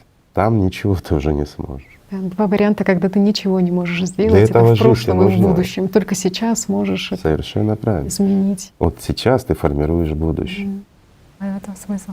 А еще тоже участники говорят, делятся между собой, тоже спрашивают, как же так сделать, чтобы система не затирала вот внутренние победы. Потому что сейчас ты в озарении помнишь, все, проходит время. На первых этапах используют записи, да? Потому что без записей, без дневников ты никуда не денешься. Любая твоя победа через пару часов сознанием затирается, и оно начинает рассказывать, что этого и не было. Читая, ты опять-таки восстанавливаешь это все. Порой люди сами удивляются. Это первый этап. А дальше все-таки стоять и не шататься. Почему затирает? Вот простой пример. Стоит человек на духовном пути, серьезно взялся, не колеблется, получает опыт. Чуть отвлекся, колебания в одну сторону, другой артист отвлекся в другую сторону. А где его понимание истинного пути? Из-за колебаний он утратил устойчивость. Обратно мы возвращаемся к чему? Чистая механика, да? Физика, банально. Если ты не колеблешься, то ты не утрачиваешь энергию. Раз ты сохраняешь, значит, ты ее направляешь в один вектор, движение вперед, и двигаешься вперед. Все очень просто. Заставит тебя система колебаться, ты растратишь и забудешь. Поэтому на первых этапах ты по-любому будешь колебаться. И никуда ты не денешься, система сильна. Если она тебя до этого столько лет держала, да, в неведании и в заперти, записывай, не доверяй своему сознанию. Я запомню, кто запомнит? Сознание говорит, я исчезает запомню всё. духовно. Сознание говорит, я запомню, и тут же подменило и исказило все. И И тебя был неопыт. обвинило. Да, оно тебя обвинило в том, что ты получил галлюцинацию. Ну разве не так? И вообще это ты сам себе придумал, потому что опыта у тебя никакого не было. Это тебе показалось. Так работает система. Да, когда в каждом дне то и затирать нечему, потому что каждый момент. А когда человек живет другим, то, извини, диктовать ему некому. И уже какие могут быть сомнения, если человек обретает настоящий. Пока ты не устаканишь вот этих артистов, пока не научишься ими управлять, вот это такой момент, как навык контроля, он просто отсутствует. Так же, как и отсутствует навык понимания, что такое личность. Прямо с детства его никто никогда не тренировал, никто никогда не Не воспитывал, не рассказывал. да. Самое сложное человеку — это найти и И ты осознать, должен что он личность. самостоятельно это. И это крайне сложно. И почему-то у многих это как раздвоение личности, это связывают с каким-то, это что, это как у шизофреника должен быть я и должно быть сознание. Ребят, вы загляните в голову, вы поймете, что здоровьем нам только кажется. Что такое зрелая личность? Потому что, ну, опять же, кто Зрелая юный, личность. говорит, ага, значит, те, кто постарше с телом, значит, те зрелые. А потом, когда уже немножко посмотрел на людей, пообщался, сам за собой понаблюдал, то понимание зрелая личность, оно вообще к возрасту не относится. Не имеет Может быть, и отношения. подросток, и даже ребенок. Ребенок может быть гораздо более зрелый Зрелым, как да. личность, чем, извините, старик, умирающий академик. Вот, который не может на себя взять ответственность. Потому что Конечно. вот этот момент, готовность взять на себя ответственность за дело, довести его до Ответственность, конца, да, за свою свои жизнь. слова и действия, за то, как ты относишься к другим. Потому что до «АЛЛАТРА» тоже такое было понимание, ты же, наверное, уважаешь людей, ты хороший человек, ты такой духовный человек. Но по сути, когда я начала принимать участие в проектах, я поняла, что уважения до этого в моей жизни не было. То есть и колкость, и вот это от ума сказать, и поучительство, и я знаю лучше, и все такое. А потом ты начинаешь за Сплошной собой... эгоизм и гордыня. Да, начинаешь за собой наблюдать и понимаешь, подожди, так ты же не уважал людей. И вот оно очень смежно с тем, что такое зрелая личность. Вернемся опять к выстраиванию отношений. Да? Вот. Важность для людей — это выстраивание взаимоотношений с окружающими его людьми. На каких принципах оно выстраивается? Ну, в людях, если по-простому, как артисты друг другу могут ужиться. Желание, На чтобы эгоизме тебя все и любили. уравновешивание. Оно Да? же оно же Кто-то да. кому-то подчиняется, и создание зон комфорта. Зоны комфорта — это, извините, как в любом, ну, таком, берем там прайд там львиный, Да. или стадо гусей, или там, я не знаю, как называется, банда обезьян, да? По-другому не назовешь, это же бандюшки все Да. воруют. Везде, в любом коллективе животных, так же, как и Приспособление. у людей, все становится на свои места. Вот когда выстроилась иерархия, все, коллектив вроде бы состоялся. Кому-то удобно подчиняться, и кого-то удобно подчинять. И вот эта вся цепочка, она идет и развивается. И вот это называют выстраиванием отношений. Комфорт. Создание Для артистов. комфорта. Для артистов, а для кого же еще? А Не для человека. внутри оно ж А внутри каждый понимает, что это все пищит и ложно. трепещет, оно же хочет реализации, Оно вот это хочет хорошее. свободы и стремится к настоящему. Настоящей жизни. Правильно? Интересно, что вот такие отношения, как бы, да, в миру, скажем так, да, и выстраиваются. В принципе, строятся на чувстве собственности. Ведь по большей части раздражение, гнев или раздражительность возникают, если вдруг на твою территорию или то, что ты Ущемление, считаешь да, своим, твоих прав, да, или тебя, или свое принижение мнение, тебя, или там конечно. свое там, вот это есть мое. Если на твое посягают, когда и возникают, в принципе, вот эти реакции гнева и раздражения. И, по Или сути, не все эти- возносят твое. Или не возносят. да. Да, возносят, поднимают чужой шарик, да, надутый вот этот воздушный, а твой шарик воздушный не поднимают. Тут же обида появляется, как это, мой же ж лучше, он же ж мой. Но если ты работаешь над собой, то уже понимаешь, что ты артист, хочет на себя А если внимание ты работаешь притянуть. над собой, то тебе это все смешно, и к тебе это не относится. А артисты по-любому будут реагировать, они должны реагировать, Да. потому что у них функция такая, и к ним приходит команда извне на их реакцию. Но когда ты понимаешь, видишь всю их реакцию, но она не является для тебя уже каким-то, Рапортом скажем, действия. рапортом действием, да, или приказом к исполнению. Да. Ты просто это знаешь, ты это видишь, ты понимаешь, что приходит другому человеку, и уже в связи с этим ты можешь принимать какое-то решение. Или просто послать кого-то, потому что ты с артистами разговариваешь. и понимаешь это все. И зачем тебе тратить время на слушание, о чем гавкает соседская собака? Ну, простой пример, да? Или же помочь человеку как-то разобраться в себе, в зависимости от ситуации.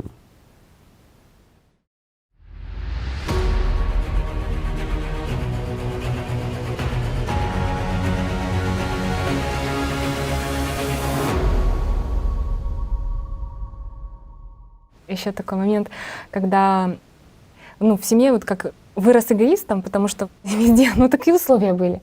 И А вот все вырастают. Подожди, а кто не вырастает эгоистом? Ну, кто-то меньше эгоист, кто-то больше эгоист. Но все люди эгоисты. Потому что им диктует опять-таки кто эгоист. Я, себя. У всех шаблонно работает сознание. А человек — это прежде всего это что? Это дуальность. Это зверь и ангел в одном флаконе. И вот этот зверь, он и есть никто иной, как эгоист. Просто так интересно получилось, как вот жизнь, она как была до «АЛЛАТРА» и с «АЛЛАТРА», потому что когда с «АЛЛАТРА» началось, когда ты начал работать над собой, понимать и чувствовать, и такие раскрываться прям, не суженное до каких-то бытовых вопросов или выяснения отношений, сознания, а такое глобально расширенное, благодаря тому, что здесь происходит, здесь очень много всего интересного происходит, и изучается, и постигается. Получается, что такой момент пришел. Да как же преодолеть этот эгоизм, как же начать вот это вот движение, запустить этот механизм, этот вот, как этот называется, волчок, да, чтобы он начал работать на то, чтобы ты все-таки двигался поактивнее к миру духовному. Тот момент настал такой, как в понимании в коллективе, что для других попробуй. То есть, допустим, что-то надо сделать, то ты сначала посмотри интересы других, а свои поставь назад и понаблюдай за артистом, что они тебе думают, и что они попытаются, как они будут пытаться якать.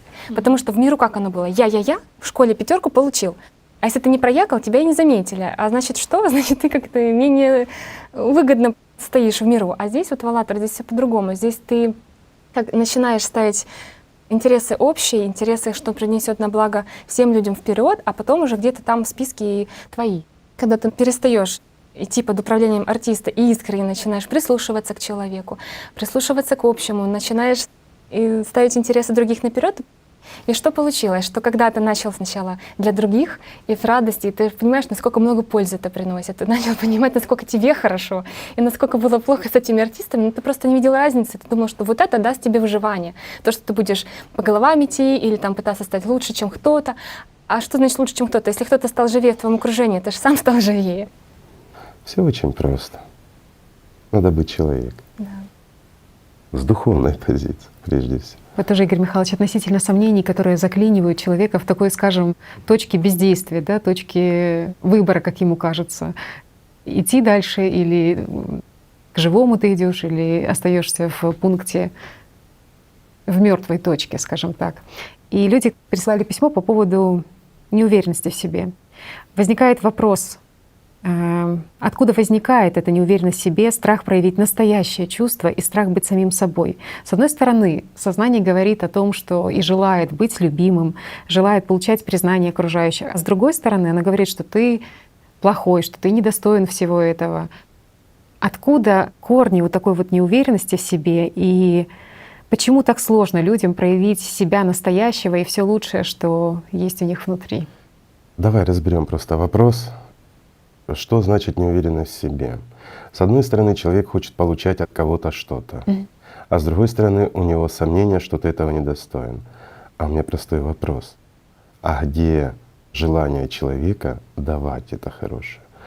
Быть любимым, быть уважаемым, кем там еще он должен быть, этот человек? Быть любимым, да, получить Быть признание любимым. окружающих. Быть любимым, получить признание, все мне, хочушки от сознания, которые один артист рассказывает, чего ты хочешь, другой артист рассказывает, почему ты этого не получишь, потому что ты этого не достоин. А хоть один артист говорит, что тебе надо кого-то уважать, что тебе надо кого-то любить. Ни один не говорит об этом, да? Вот удивительно, что в принципе все хотят быть, скажем так, большинство людей хотят быть любимыми всеми. И вот эта ценность получить любовь от всех, скажем так, да. И удивительно, что когда ценность, она находится во внешнем мире, а не внутри, действительно, как вы говорите, человека, что он сам должен понимать, что это то, Закон на что мироздания, в котором мы существуем, он пропорционально все делит. Давайте посмотрим. Берем для лучшего понимания политика. От любого политика, не имеет значения кого, мы не будем его оглашать. Часть людей его любит, часть его людей ненавидит. Берем любого артиста, кого бы мы ни взяли. Часть людей его обожает, часть его ненавидит. Так и везде. Все прямо пропорционально. Берем любую тему, какую бы мы ни взяли. Один артист в голове, он за это, другой против. Мы решили заняться спортом. К примеру, всю жизнь не занимались или сесть на диету. Один артист говорит: да, надо. Мы решили еще от кого? Вот этот артист захотел посадить нас на диету или чтобы мы занялись спортом. Другой начинает аргументировать: ну зачем тебе заниматься спортом, тратить время, силы, напрягаться, лучше лежи на диване, да? И все это происходит в голове, и все это диктатура. Один артист говорит, что ты хочешь, чтобы тебя все любили, то есть он дает команды тебе как личности, оплачивай, чтобы тебя все любили, вкладывай в это внимание, поступай так. А другой тебя тут же как личность принижает. Итак, люди тратят жизнь на что? На то, чтобы получить от кого-то любовь, на то, чтобы получить от кого-то признание, а самому ничего не делать. Да? Вот, вне поля его самого Совершенно действия. правильно. А может быть, ребят, надо как-то немножко по-другому научиться любить и уважать других людей, признавать их заслуги. И может быть, немножко надо забыть о себе, то есть перестать слушать этих артистов. Ну какая мне разница, к примеру, что обо мне думают гуси, которые летят, да? Вот летит вот клин гусей. Вот думают они обо мне или не думают, любят они меня или не любят, да мне плевать. Понимаешь, особенно если, извините, я на охоте, и у меня есть ружье, я буду думать о том, вкусные они или невкусные. И все. Это весь мой интерес может быть к этим гусям. Ну что, не так? Да. Просто что вот эта неуверенность в себе останавливает людей, действительно заклинивает, как я уже говорила, в точке Опять-таки, бездействия. давай разберемся. как сдвинуться с Неуверенность в мёртвой. себе. Неуверенность кого и в чем. И кто здесь ты? Простой вопрос. Разве есть люди, уверенные в себе? Вот он настолько в себе уверен, но все равно в нем есть тот, кто в нем сомневается. Вот профессионал, врач, хирург, великолепный профессионал, я многих знаю. Действительно, перед каждой операцией он сомневается. Также и артисты, многих знаю. Они, выходя на сцену, они боятся. Ну что, не так? Почему? Потому что у них артисты им диктуют. Но я знаю уже тех хирургов, которые спокойно берут скальпель, потому что они знают, что они делают. Артисты их не молчат, они выполняют то, что необходимо. Также и артисты, которые выходят на сцену, знают, что они делают и зачем они делают. И артисты их, они уже не подбрасывают им сомнения, они выполняют то, что необходимо. А человек в данное время, сам как личность, он является лишь тем, кто пытается принести через свое искусство или через свою профессию, скажем, пользу для людей. Всего лишь навсего. Так проще? Да. Без оценки И окружающих. не ждут скажем, да, в то же время, артистов. что их будут любить, уважать или еще что-то. Они просто делают свое дело. Всего лишь навсего. А неуверенность в себе, если активно сознание, но неуправляемо, конечно, оно будет всегда присутствовать. И получается, такое интересное наблюдение было за собой, когда в начале духовного пути, то получается прикрытие неуверенности в себе было обыкновенный страх. Вот я не уверена в себе задать вопросы духовным, которые меня так волнуют, я так стесняюсь, мне так А страшно. страх это и есть вот та же неуверенность, тот же страх. И опять-таки оценка, как я скажу о себе, что я что-то не знаю Буду в выглядеть в духовном, их, да? да, А буду выглядеть что в их обо мне глазах. подумают, что я не духовно там, что я плохо работаю над собой, я не знаю простых элементарных вещей. Ребят, ну это же первые шаги. А когда человек идет, он сталкивается с неизвестным, сознанию непонятно, и оно начинает активно что делать? Задавать вопросы. Или же наоборот замалчивать их и угнетать личность этими вопросами. То есть подбрасывает массу сомнений, заставляет человека колебаться, вот как ты говорила, колебания Да, вот эти создает. неустойчивость такая. А в первую очередь человек, который стремится на духовном пути к чему-то, к достижению духовных целей, к обретению жизни, как основной цели. Что будет делать сознание? Создавать сомнения, вызывать колебания, то есть неуверенность. Как только человек начинает вкладывать внимание в вот эти сомнения, он начинает колебаться. Следующий шаг какой? Рассказывать, что он идет по ложному пути, что он не достигнет цели, Или что у меня и всё хорошо. отведение на земное. Да. Или же еще один из вариантов потом пойдешь, сейчас это сделай, а завтра пойдешь это отложить на завтра, Да. то, что можно съесть сегодня. Да? Просто тогда себя спросила, ты вообще чего ты хочешь? Ты хочешь узнать правду о духовном, продвинуться, победить и освободиться от того, что ты думал, от страха чего? От непонимания? Или ты все-таки будешь с этими артистами под ручку с ними Вести танцевать диалог. туда, куда им надо? Совершенно так. И такой момент тоже вспомнился, что когда только прикоснулась к тому, что надо было погружаться уже в необычное состояние, вот такой страх перед неизвестностью, он прям возникал, он может этим Ну, это же манипулировать, опять-таки, да, это же ну и всё работа такое. сознания. Да, дальше. тут оно начинает.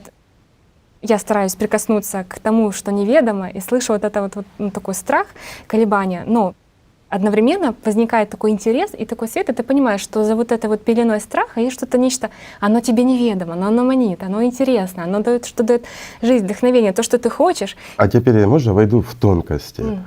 А вот скажи, разве оно неведомо было? И ведь все равно, что ты это чувствовала и знала. Да, с самого детства. Всегда, я И что-то разве это искала. неведомо? Это то, что тебе ведомо и к чему ты Ты стремишься. же это узнаешь. Но это неведомо сознанию. Сознанием, да, но когда оно И давлеет, вот здесь получается парадокс. Чем человек духовнее развивается, чем больше и свободнее духовно личность становится, тем она больше вспоминает. И вот почему в буддизме говорят вспомнить? Потому что действительно это и есть. Человек в детстве, он имел тесный контакт с миром духовным, а в последующем это все затирается, с каждым годиком мы отдаляемся, ну, все-таки начинает сознание доминировать, и в конечном счете мы это упускаем. А потом мы это Заново все учиться, пытаемся да. заново научиться, да. Это все равно, что мы ходили, потом забыли, как ходить, и мы учимся ходить. Самое Ну интересное- разве не так? Так и было, да. Ну, Самое так интересное, оно и что оно как где-то происходит. приблизительно на одном, так 50 на 50 было страх и интерес, страх и интерес. Но все-таки ты же все-таки попробуй, ну как-то так, интереса все-таки было больше в какой-то момент. Оно как прорывает, и в этот момент страх как рассеивается, и ты остаешься один на Потому один. что он диалог. вложен. Этот Да, страх с миром вложен. духовным. И он не имеет никакого отношения к реальности. А страх сознания потерять контроль над личностью, он всегда присутствует. И чем свободнее ты становишься от диктатуры сознания, тем больше в тебе свободы, уверенности, и тем проще тебе достичь Вот духовного. этот момент, Все очень просто. когда оно пытается оценить степень твоей вот этой победы, маленькая или большая. Не бывает маленьких побед, потому что любая победа, она дает тебе опыт и приводит тебя еще ближе к этой вот заветной, Твоя цель. да, быть живым. Жить вот так вот просто здесь и сейчас. Тоже такой был вопрос. Готов я или не готов принять истину в полной чистоте? Вот я вот сейчас достаточно открыт или недостаточно открыт? Оценка, да? Оценка, да, для того, чтобы быть вот сейчас, вот взять вот этот вот знамя АЛЛАТРА и понести его вот так вот в себе, внутри, в этом стяжании Духа Святого, и людям вот донести то, что ты понял. Потому что что понял, они поймут тоже.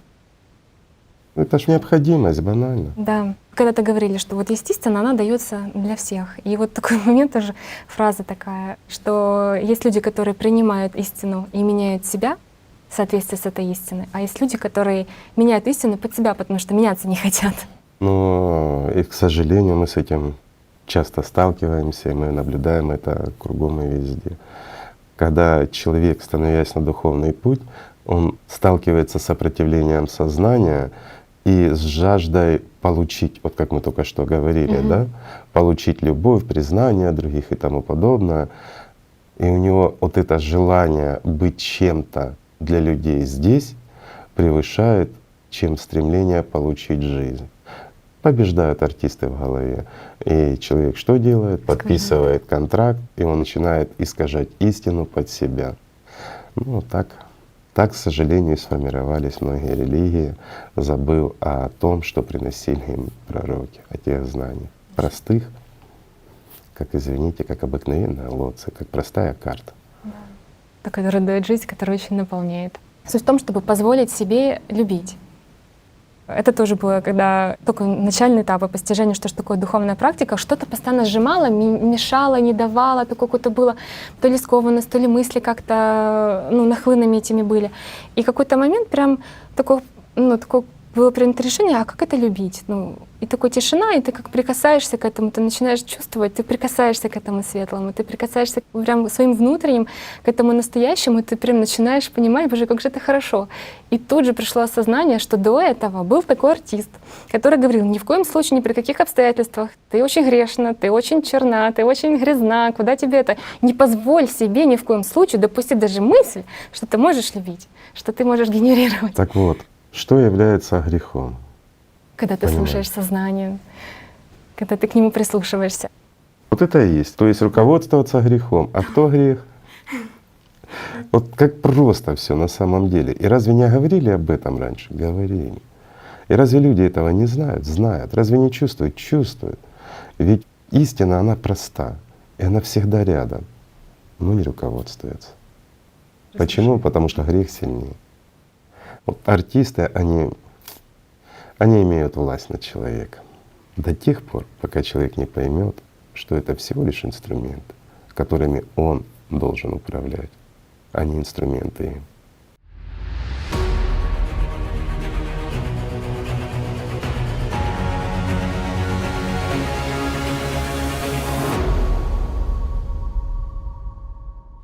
Люди спрашивают, как вот стать устойчивым на пути? Стать честным.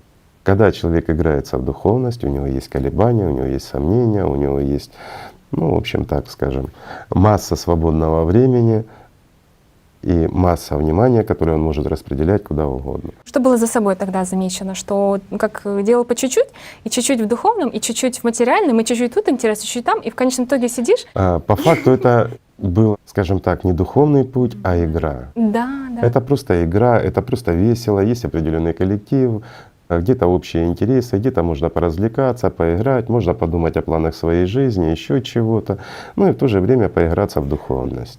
Но если человек становится на духовный путь, он понимает честно, реально, он понимает всю ценность времени и внимания.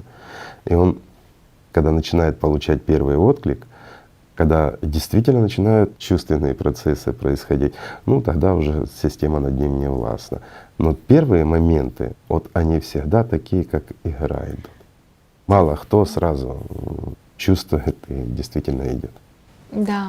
Духовное практикование превращается в очень серьезную жизнь, когда ты начинаешь видеть и понимать большее, когда в тебе откликается большее, то вот это дает тебе степень свободы и возможность не быть руководимой и как кукла. Не быть просто козой, да. Да, и рупором системы, потому что тоже же были разные моменты. Вот. И тогда, когда это становится реально больше реальности, чем все бытовое, все наносное, все, что предлагает сегодняшнее общество, оно становится вот этот внутренний аллатра и вот эта работа над собой более ощутимой и дающей тебе больше жизни, то, конечно, все меняется. То есть это перестает быть игрой, а это становится реальной жизнью и путем, потому что ты видишь то, чего ты не видел раньше, и понимаешь, что чего ты не знал раньше. Опять-таки, духовный путь — это начальный этап. Последующим — это жизнь. Ее же путем не назовешь. Да. Путь — это когда человек встал на духовный путь, он что-то чувствует, он к чему-то стремится, он действительно хочет быть человеком, а не зверем. Он хочет жить, а не быть, извини, субличностью в последующем. И вот он встал, и первые его шаги до того момента, пока он не обретет жизнь. Вот это и есть путь. А когда жизнь обрел человек, ну это уже жизнь. Ну какой же это путь? Скажем так, путь домой и когда ты пришел домой, разница в этом есть, да? Пока ты домой идешь, это путь. А когда ты пришел, ты уже дома. Поэтому я огромно благодарна, что вообще появилось такое невероятное солнце, как «АЛЛАТРА» в миру, потому что без цели ты не знаешь, для чего тебе даже бороться, зачем тебе выбаривать эту жизнь. А когда у тебя есть четкое понимание, ради чего это все, ты поднимаешься и действуешь. Ты мне назови хоть один век, когда ее не было здесь. Да. «АЛЛАТРА» была всегда здесь. По-разному называют, по-разному интерпретируют. Ну, поискажали, поизменили, но она-то есть, и она-то была. Люди, которые находятся в поиске духовной свободы, вот именно от этой любви и радости. И когда они соприкасаются со знаниями, они это чувствуют, потому что люди находятся в поиске.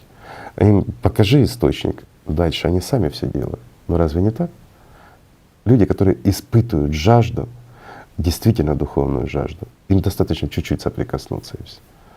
Это да, было и будет еще. Но это ж опять-таки там, где люди находятся в поиске.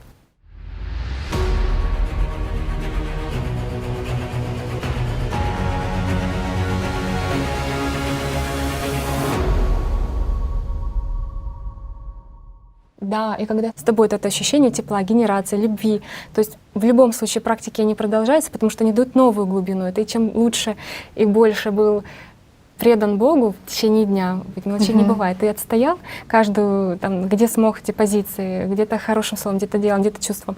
И получается, что вечером приходишь полный, ты садишься в эту практику духовную, а она еще глубже, она еще шире. Казалось бы, куда же дальше, да? И такой момент Каждый уже был. раз все новые, новые глубины. С каждой практикой получаешь больше и нового. Да. То есть то, что ты получил в течение дня, оно с тобой и остается. Но углубляясь, каждый раз ты достигаешь и раскрываешь новый горизонт. Ведь постичь всё невозможно. Вот это тоже, когда уже начинаешь это реально чувствовать, и ты понимаешь, что с каждым разом чувствовать любовь внутри, ты понимаешь, что с каждой практикой, с каждым разом, с каждым осознанием, оно бесконечно глубокое. Оно, сколько ты туда не вложи внимания, всегда оно будет есть куда Духовный расти. мир, он бескрайний и бесконечный, поэтому расти ты будешь всегда. Как здесь, так это. Он бесконечен. Игорь Михайлович, а вот что считать живым у людей, возникает вопрос. Почему такая установка в голове, чтобы считать живым то, что, скажем так, проявлено в материальном мире?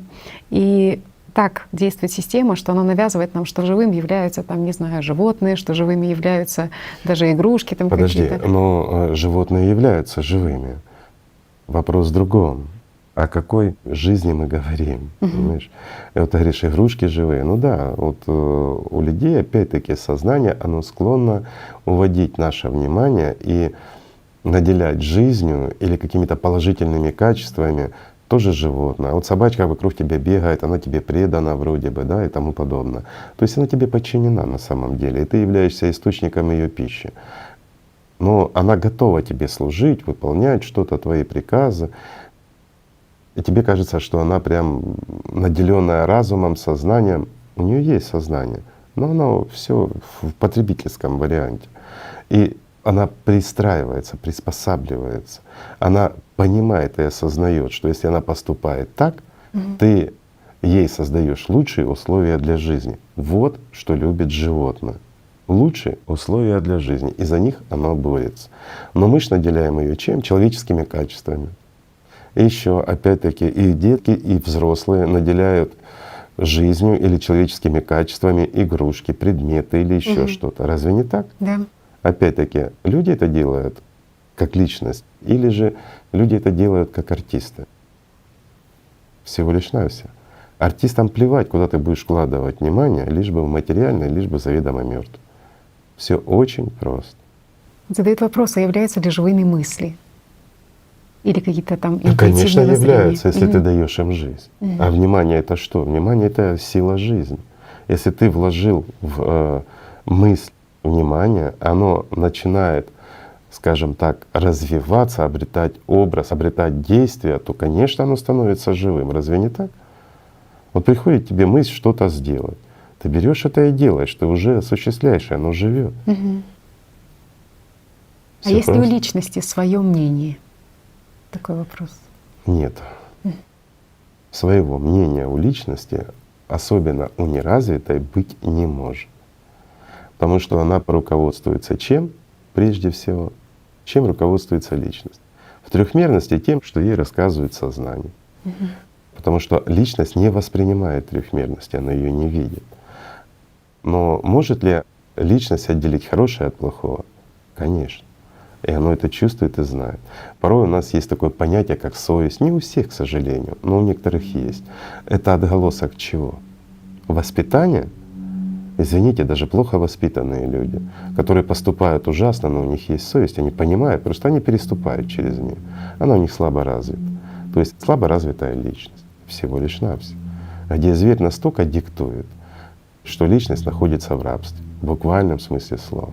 Хотя она в рабстве находится практически у всех на сегодняшний день. За редким исключением очень малого процента. Пока что. Ну, надеюсь, это время. Но тем не менее, так же? Все очень просто.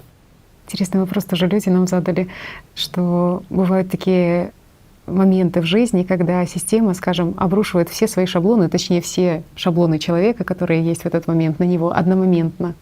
И такое наблюдение, что часто это происходит в период, скажем, за неделю до выхода передач наших. И спрашивают, как быть в такие моменты и почему это происходит. Может быть, Игорь Михайлович ответит на этот Система вопрос. всегда будет атаковать человека, когда он приближается к чему-то духовному. Как только человек начинает воспринимать информацию именно на чувственном уровне, система всегда будет ему это мешать сделать. Почему? Потому что это дает шанс человеку понять гораздо больше. Скажем так, из этого маленького ручейка превратить это все в большую реку, да? То есть чувственное восприятие, прямой контакт с миром духовным, свобода личности. А свобода личности что делает? Это абсолютный контроль своего сознания. Это инструмент, которым начинает пользоваться личность. Кто из феодалов хочет стать рабом? Простой вопрос. Поэтому сознание это крайне мешает, она усиливает агрессию со всех сторон, ну и вводит человека в такую вот, скажем так, зависимость в такую определенную от каких-то ситуаций, сложностей, массу мыслей подбрасывает туда, куда он должен распределять свое внимание. А что нужно делать? Ну, да все просто, как и всегда. Видишь цель, не замечаешь препятствий, держись мира духовно, а все ситуации разрешай по мере их значимости и необходимости. Опять-таки, с помощью чего? Инструментов. А инструментом в данном случае должны быть как раз те артисты, которые грузят человека здесь проблемой в таких случаях, правильно? Да. Все очень просто. Просто действительно вспомнила, что как-то вы делились про то, что как сознание, скажем, один артист задает вопросы неудобные Другому артисту. и тот контраргументирует и так далее. И когда, как вы говорили, ты уже задаешь вопросы этому артисту и ставишь его в неудобное положение, то тогда действительно, как в практике даже «кто я», вот это, о котором мы говорили, что как только ты меняешь ход вещей, то и загоняешь свое сознание как раз-таки в угол, а личность уже выходит на первый Тогда план. приходит понимание. Приходит понимание, и приходит вот это действительно и чувственное соприкосновение, потому что, в частности, и вот эта практика, о которой говорили, «кто я», и в моей жизни тоже стала таким, ну скажем, судьбоносной. Эта практика, скажем, потрясла до глубины души в свое время, потому что это была первая практика, с которой я соприкоснулась, познакомившись с знаниями. И ты понимаешь, что действительно, когда в какой-то момент все артисты загнаны в угол, и им нечем парировать себе, то в этот момент произошло то глубочайшее соприкосновение с миром духовным, которое, конечно, было пусковым механизмом на пути И вот пониманием, кто я, за что ты держался Конечно. дальше. И вот интересно, у каждого свой путь. Вот тебе одна практика помогла, Катюше другая практика, нашим друзьям другие практики. И вот здесь как раз многое зависит от того, насколько человек способен, поняв, прочувствовал, не отпустить это. Вот так же ж? Вот достаточно один раз удостовериться в реальности, соприкоснуться с настоящим, и потом просто это не отпускать. И тогда все идет очень быстро, тогда все становится на свои места. Конечно, система не сдаёт свои позиции сразу, но тогда ты уже понимаешь и знаешь, кто ты и что такое сознание. То есть дьявол облечён, а достаточно его обличить, чтобы понять, что Бог существует. И тогда уже выбор, ну о каком выборе может идти разговор? Извините, когда ты чувствуешь мир духовный, знаешь, что есть возможность жить, и когда ты понимаешь, кем ты был, кто тобой манипулировал и какое твое будущее было бы, да? Ну какой выбор? Ведь правильно. Только свобода, Не только перед чем жизнь. выбирать, потому что вся иллюзия Совершенно правильно. разрушается. Да. И вот смысл разрушения иллюзии, которая дает свободу. Но пути к этому разные. Поэтому, друзья мои, хочется сказать одно. Путей много, цель одна. Каждому, конечно, свое. Но все, что мы получаем в конечном счете, это любовь Божью. И самый быстрый, самый простой путь — это делиться своей любовью. Тогда получишь любовь от мира духовного. Так что давайте любить друг друга. И все у нас будет хорошо. Правильно? Правильно? Так что, Спасибо. друзья мои, спасибо, что были с нами.